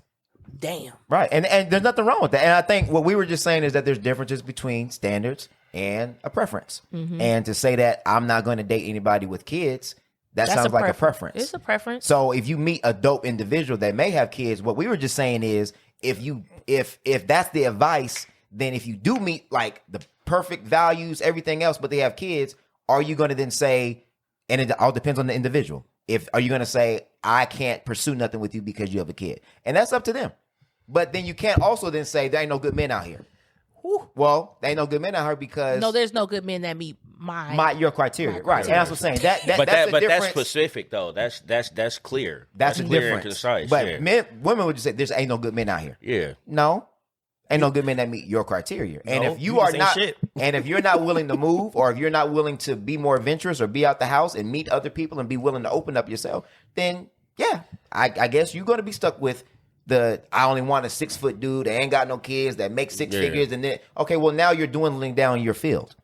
The people who say dating is terrible in Sacramento is part of the problem. Yeah. Well, you have to be willing to open up, and we got to be honest that morals and values are less attractive today than they were in the past. I feel like morals and values are less And when I say attractive, I mean like that's what people are looking for right off the bat. A lot of people still picking out the same pot though. A lot of people having dating issues, but they picking out of the same goddamn pot. And they were like, I ain't finding nothing here. It's because you keep swimming in that fucking dirty water. In the Sacramento River. Yeah, you swimming on plenty of fish, pulling out the same ass bluegill and the same shit. Clubs. Yeah. Going to the same spots. Yeah. Switching up your style. Y'all kicking it in Coconut Grove all goddamn night. Oh, 7 of y'all got the same baby daddies. Damn. Beg your pardon. I mean, I beg your pardon. Sac Small. I think too, because in the Bay Area, like growing up in the Bay Area, like you just here it's just Sacramento. In the Bay Area, you got all these different cities. Everything's the Bay. You know what I'm every saying? different little part. So it's like a lot more diversity. For like sure. you know what I For mean? sure. Because it's a group of cities. For sure. And so moving to Sacramento was hard because it was like it's a big place with a small network. right, It's a very big place, especially when you get to black people. You know what I mean? So it's like it's even Sacramento, smaller. it's a fucking 2 degrees separation. Yeah. You know what I mean? I'm like, ooh, That's true. that's crazy. But yeah, so I felt like definitely the way she went about it, if it had been real, If it was real. was trash. But I think even if she would have went about it in a way of like, even calmly, I don't really appreciate you, just bring, it still would have been a problem. Let's just be all the way 100. I thought it was still real wouldn't at first agree. because I was wondering if the kids was there. That's what I was wondering. Did she throw that shit out when the kids was there? Okay, it's a skit. Okay, but if the kids was there and that, it would have been totally. Yeah. But I feel like even if she came calmly, it's people still been like, that ain't his kids. And I think that was a conversation that was triggering for me, is because black people, we talk so much about community and where's the village and this and that. And then it was so individualistic the way people was talking of, at the end of the day, only you're responsible for your kids. I had somebody say like, your brothers, your sisters, your mama, nobody's responsible for your kids. And I'm just like, okay, but y'all okay with that? Like, I get that that's a fact. You made those children, they're yours. That's a fact. But what happened to the community? What happened to all of us? We want a village to, ain't nobody here. Like, do we want that or do we not? And I think it depends on the situation. Because like I said, men, the biggest fear of men is us getting played. Period. And part of getting played is taking care of somebody else's That's so child. weird, because I feel like women get played way more than y'all. There are definitely women that will use men to get what they want. Yeah, I'm telling you, I found out. Oh, you know what? And I think the I'm issue. not saying that that's the majority. I feel like women get played as far as like the most, like as far as like we do get played a lot. Like y'all we play know how the hardest. the way the game. No, the way the game is. But at the end of the day, I feel like men are a little bit more easily manipulated in certain circumstances. So I think. That's where the fear comes from. Yeah, but it was that with me, with my son. That destroyed me. Like, you know what I'm saying? Like it was like kind of like, imagine your son. How old is your son? 2.5. 2.5. Okay. So imagine a doctor calls you right now in the middle of this podcast, because I was in the middle of work, and they say, hey, we gave you the wrong kid 2 years ago. Like, in my mind, I was over here like, everybody knew this shit but me. Like, you know what I mean? I thought, and then you start looking at your kid like, I thought he looked like me, but he don't. I thought he did this and he don't. So you get worried about the fear of being played, you know what I'm saying? Because there's men, like you said, like, you take it serious when it comes down to kids. We take it just as serious too. Right. We're just not the nurturers, you know what I mean? And it's hard for us to show somewhat of the emotion to that. So, you know what I mean? We try to do the best we can, but yeah, that is a fear. Like, I know so many dudes that have walked away from that very situation because it's a struggle dealing with the baby mama. Like, they love their kids, but the torment they go through dealing with her is just, I'd rather not be around the kids because I got to deal with her and the shit that comes with it. So yeah, it was a catchy thing. I think knowing that it's a skit now, I just like, damn, well, fuck that McDonald's. yeah. You know what I'm saying? Like, you did, but it worked. It worked. And they knew what to do. It They knew worked. how to trigger. McDonald's They stock knew on that, how to though. trigger And then she people. knew to have a response after that. It worked. But I mean, there's a whole subculture for that. You got Maury, you got paternity court, you got all of that where it is playing on men's fears of this is not my child. And you knew the entire time, or you're playing me, or I'm taking care of a child that's not mine. And at any point, because I have no biological link, you can tell me that I got to go. Yeah, that's true. But I wouldn't say that that's the norm. Because think about it, if you do build a relationship with those kids, at the end of the day, that relationship could be taken away because biologically they aren't yours. Correct. Yeah. So there's that side of it too. Or even if it is a biological link, you still can have the that children too. taken away from you too. So there's always But in the other situation, you don't have no rights. correct. You know what I mean? Correct. Yeah. Yes. So that's where a lot of the triggering comments from men come from, is from that. It wasn't even just men though; it was women too. And like I said, it was just that whole idea of nobody's responsible for your kid. children. And Yeah. you see my post, I'm like, look, I'm letting y'all know in advance. If y'all feed y'all kids in front of mine and don't give them shit, I'm gonna beat your unobligated ass. Cause don't do my kids like that. Yeah, that's not cool. Don't do my kids like that. And morally, I'm with you. He's not obligated. It's not his responsibility. But the right thing for me in that situation was I would have just bought like a pizza or something. Yeah, I'm like, why you didn't just go get some hot and readies? But it was a skit, so it's Yeah. unreal. But like for me, like if I know that my child somewhere, like even if like my child is at like a friend's house or something like that, if I'm gonna feed her, I ain't gonna be like, hey yo, come outside come to the car. for like a couple minutes real quick, and I'm gonna feed you real quick. No, I'm gonna say, hey, do you want anything to eat? Yeah, I'm hungry. Can you ask your friend if she's hungry too? Because it's not fair. I don't want, you know what I mean? Even if that's not my child, if they're over here or like the whole thing, I don't be like when kids be like playing with her or whatever, I don't be asking them, oh, did your mom send you some money? Yeah. No, I'll be just like, are you hungry? Did you eat? Yeah, you ate. Because when you over here, you get taken care of. Exactly. And that's just the way. But people got to realize not everybody has the same values, the same morals. So Come on. do not feel entitled to another man taking care of your children. They should eat under your care regardless. And it's another thing if you didn't want to bring in making fast food. That's what I thought when I first saw it. That's where I thought the video was going. Right. Was you keep on bringing fast food. I'm like, okay, I can understand that. But then when I saw she was like, oh, you need to feed my, I was like, oh shit. I said, okay, this is going in a different way. Because I know parents like that, like, don't feed my kids no McDonald's or don't feed my kids no processed. You know what I mean? Yeah. But nah. But then like it was weird, and I think that's when people first started noticing something was weird. Was in the whole reaction video. She had the hair done, had the eyelashes, the nail. I'm like, all right, that's all right. And then Well, then too, at the same time, I get that. But I mean, nothing that she had on was probably that expensive. Let's just be all the way 100. It didn't look all that great. But my thing is like, I feel like people always feel like if you are poor, you should look poor. Yeah. But what is poor nowadays? It don't look like what you think. Like, you know what I'm saying? Like, I think that's the thing. Like, well, why your hair done? Well, why you like? What am I supposed to look like? Treat yourself That- like shit. yeah. You know, like, what am I supposed to look like? Yeah. I think people looked at it as if it was irresponsible. Yeah. As if you're depending on him to feed everybody, which it wasn't that. It was just that it wasn't fair. But that's how people interpreted it. Then why are you complaining Well, because about? she was saying in the video, she said my food stamps is, I don't get my food stamps at first, as if she had ran out of stamps. See, so Well, he that's where- probably slid that shit before. That's why she probably mentioned it. If it was real, like, well, you know. and to people, people have there's a stigma on people that are on welfare and all that stuff too. And so it's like, that was how are playing you a getting- role. How are you getting all this food? Or how's your nails done? How's your hair done? How's your eyelashes done? And yet you getting free assistance, but then you got the nerve to then talk about somebody else that's bringing or that purchased the food. She literally, and that was the thing, people like, your eyelashes. And I'm like, bruh, she got on some, how much do my eyelashes be? $2.99? They were hella crooked too. Exactly. So you know they not individuals. Third party eyelashes. You know they not individuals. Them some strips. It was like, what, $2.99? Like, what? How does that equate to why don't you have any food? Like, that's my thing. Like, I've been in a situation where some didn't hit right or some came up or whatever. And like, when you're in those situations, especially if you're on welfare, you obviously probably check to check. Like, I've been in a situation where something hit, I'm like, shit, we on these noodles till Tuesday. Like, stop playing. Like, y'all act like shit don't happen. That's the thing that was getting on my nerves, where it's like, Because people expect single mothers to sacrifice for their children before they do for themselves. That's the expectation.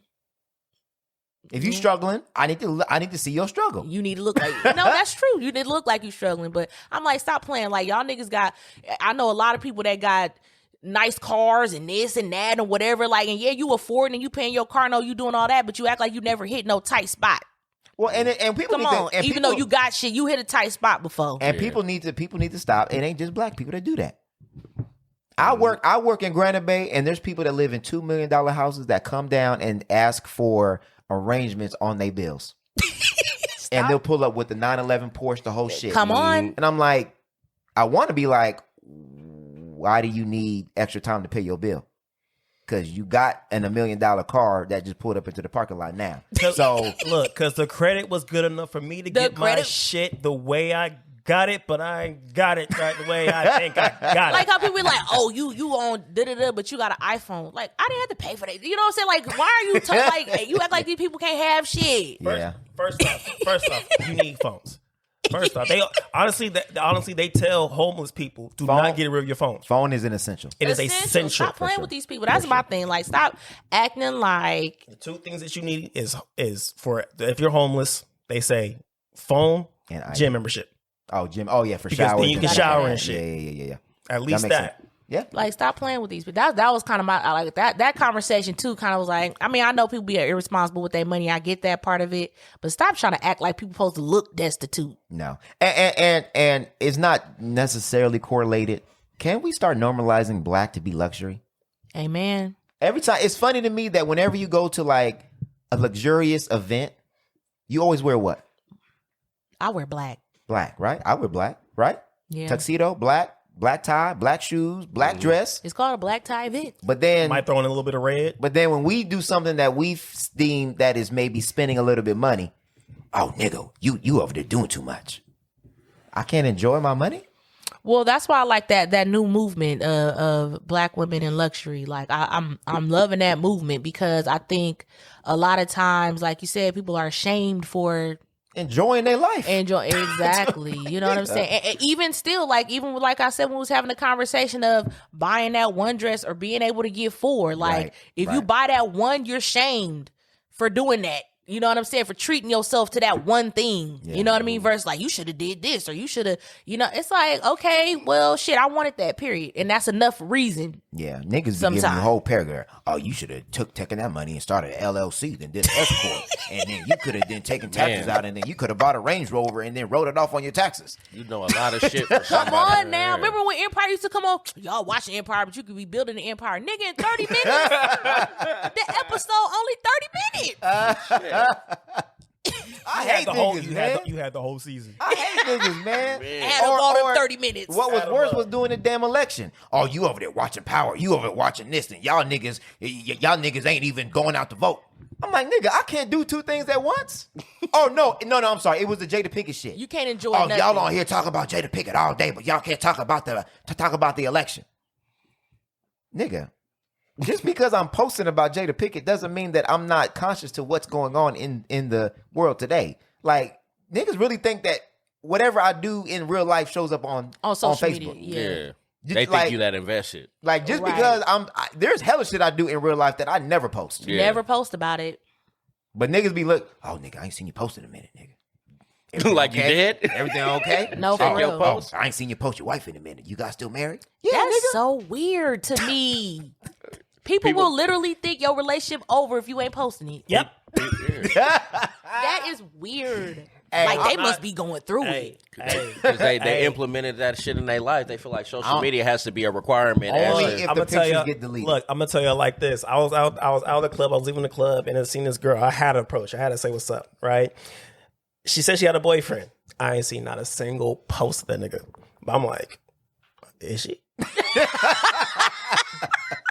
Like, I'm trying to figure out, should I run it back? Like, I mean, I know there's a possibility she lied to a nigga about telling me that she I feel like girls when they in a happy relationship, they always post they dudes. So she probably ain't happy. You think so? I always notice when a girl is in a relationship, she'll post she'll even. I've been in a relationship where somebody was like, "How come you didn't post it and you didn't change your status?" And this and this and this and this and this. Like, we only actually made this official a week ago. Like, let's make sure that let's make it past the winter season. And shit. Let's make it past that's really what we want to do. Yeah, like, let's make it through COVID and see if we can take it. I'd be damn. You feel me? I'd be damn if I say I get into a relationship and change my relationship status that day and realize later on that week, damn, this is might all not bad. work. Yeah. No, but I think I read something that said the happiest couples are the couples that don't post as much. Yeah. Hey, but it was her birthday. She didn't post it. Oh, he wasn't there? He wasn't. No, she ain't in a relationship. But at the same time, too, you never know. She in a situation. You never know. Keep telling you, Consciousness over coochie. Politics over punani. Man. Or they ain't serious, because a lot of Cool, times, like, my friends, like, they date people, you know, they don't post about it, obviously, and they go on whole vacations. I joke with my homegirl all the time. I'm like, who you on vacation with? Because it always seems like you by yourself. I just feel like the female. That is suspect. That is, I will say that is suspect. I mean, we know who she with, but according to the internet, she there by herself. Yeah, that I don't like. That's when that white dude was like, post me too. Yeah. When he was at the dinner.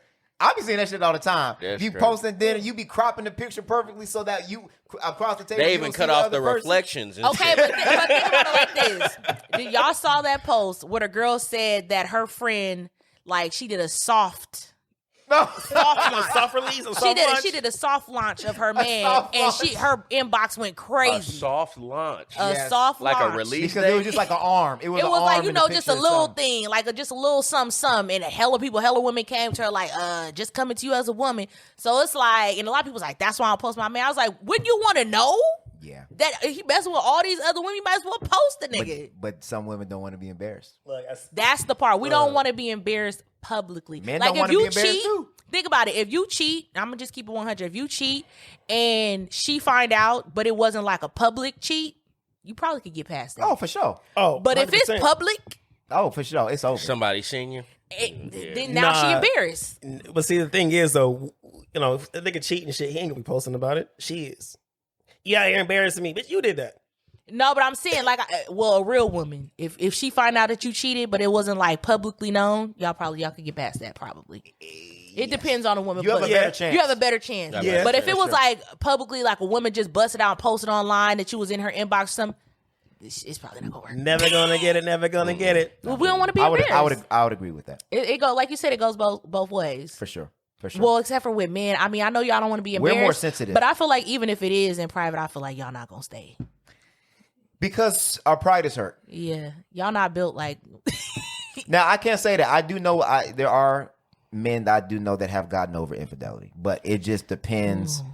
It honestly, and I don't even want to, because I'm going to say this, and somebody's going to be like, somebody's going to say that I'm crazy for saying this.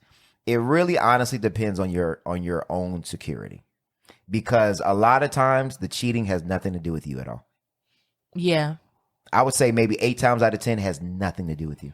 No, Man, and it is usually crazy. it's usually opportunity. Yeah. It ain't- Or just the Yeah. or just the yeah. moment. It's the opportunity came up, and you know, again, it's that person's character. Either they gonna take that Right. opportunity or they not. It don't really have nothing to do with you a lot of the time. You can do everything right and still get cheated on. that. Yeah, Man, being single for 4 years, you find out there's a lot of ain't shit people. it's a lot of one of It my is- closest friends. There's a lot of ain't shit Yeah. married people. Yeah. I'd be like, damn. Yeah, You some would of your think friends. that you good. You be posting and all that shit, but here you is. I'll be like, I'm Facts. glad I'm your friend, and we ain't nothing more than that, because you got a lot of shit ain't going shit. on. but it makes you start. It makes you me kind of and this- hard. Me and this man had a conversation.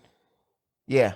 It's kind of hard because you never know. Yeah. You never know. It could be any Well, fucking body. yeah. Yeah, because you be looking at people and you be like, oh, they solid, they this and then that, or the Nope. way they or that way that they present themselves. Nope. And then again, then you hear behind closed doors or whatever, like they Man. with the shit. I'm like, damn. I found out a girl I was fucking with was married. See, Didn't even know. Found out to somebody else. see, I was like, I found a girl I was talking to at one point in time. She had divorced this dude because me and her started talking. You know what I mean? Like, I met her, like we known each other, and then we Yeah. start talking, and I'm thinking we just talking. But she told me that she got divorced, but realistically, she start getting divorced as me and her start talking. see. Yep. You know what I mean? She was Like, one of those like, do I want to go? should I go or should I stay? Right. You know what I mean? And That so, shit. so then That she shit. playing both roles, and I'm I like, can't lie. I yeah. know some ain't shit married people too. And she was looking for a reason to bounce. And some people they look at marriage as one sided. They not looking at the partnership. They looking at this is a good move for me. You know what I mean? So then when they don't like what's going on, they opt out. You know what I mean? And I told one of my friends, like, why are you leaving a marriage just to pursue something else with somebody else? Because it's going to lead down the same damn road. You bring It makes no yourself sense. wherever you go. Yeah.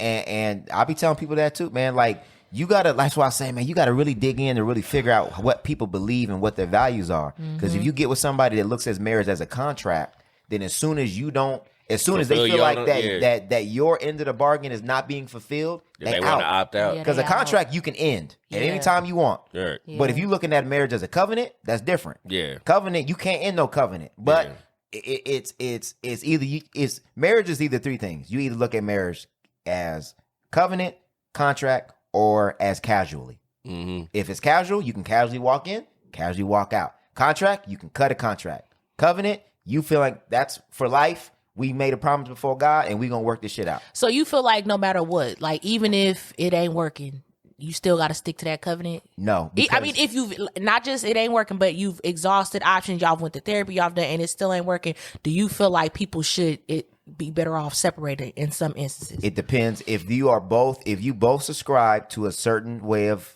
thinking or follow a certain if you follow a religion and there's parameters for divorce, and if none of those parameters have been met, then you are obligated to work it out. I want to say obligated. No, you are obligated because you made a covenant. Yes. Okay. Yep. Wrap this shit up. I gotta pee. I'm weak. I'm just saying because I believe all of that. Like, you know what I'm saying? But I'm not that person that's just against like divorcing if it's See, but necessary. I can't. You're married. Yeah. You're married. I can't tell somebody. You're good. I can't tell somebody to not divorce somebody if they don't believe what I believe. No, I mean I believe, but Well, and this is a comment. We're gonna have this conversation for a different time when we Yeah. have a pastor somebody on. There's a difference between a believer and a follower.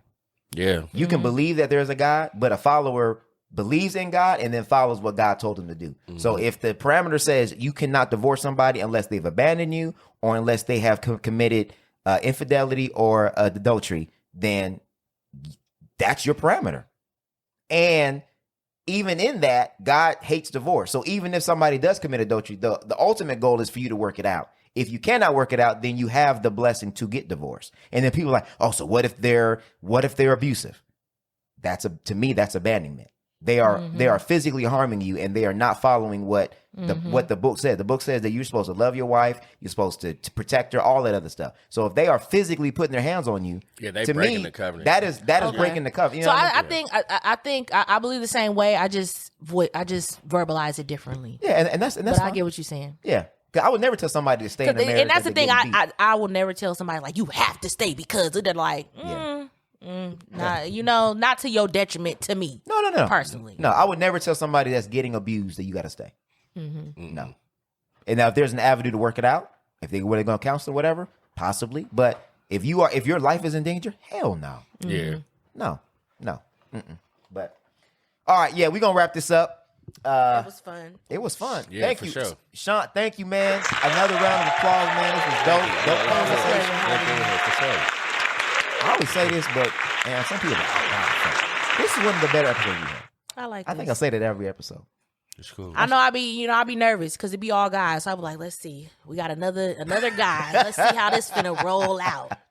But you cool. No, I figure if you in here with two guys, you be in here swinging too. You know what I mean? So you I can hold your my own. Step So down. I'm not. I can hold my own. Yeah, I watched a I'm- couple. I seen the one where you was talking about Kevin Samuels. You was swinging. I was like, oh, she Hey, they ain't got playing. on my nerves that time. She was. I sitting was there, like, but she we're not was finna swinging. play this game. I'ma just let me just shut. I this knew down it was right serious when you was looking this way talking, and you wasn't looking at nobody. It was like you was looking at Kevin Samuels in heaven.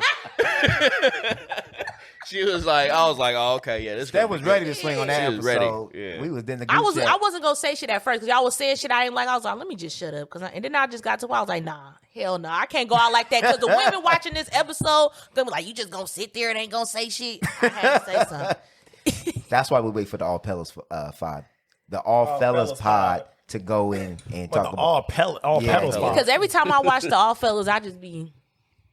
That's okay. That's why it ain't an All Fellas pod because this is all the All Fellas podcast is trash to me. All that. What? Oh, come on. Are you serious? Look, You should have seen this coming. I should. What? Look, You should have seen it coming. they're all trash. She don't All like what we Fellas say. pod. All. all- See, she don't like now what we you say. saying it. All the fellas pods are trash. Not y'all's. Oh, okay. I'm saying those podcasts that are all all the men, manosphere ones. they're trash. Okay, it Wow. sounds That's like what I you. mean. It sounds like you were saying all of our. Nah, I don't You agree know with what a lot of You know y'all what? said, I'm not but gonna ask why because I don't feel like talking about it anymore. Yeah. no, I'm saying podcasts that are all men are good. Okay, we're gonna. Yeah. All right. Oh, we are gonna go out. Yep. We appreciate y'all. Like, Basically, I'm the Omarion. Oh, you said the Omarion in the room? The Omarion Y'all in the room? need me. Hey, you should have seen what them niggas said afterwards. Oh, Y'all man. need Omarion in the group. Look, And they still need that nigga. You can be the Omarion in They the group. said all that, and they still need the nigga. Yeah. Shit, I'm still Mario. let me find out you calling me and Fo to be the background. All right, we out. It's the step show. If you just let it go.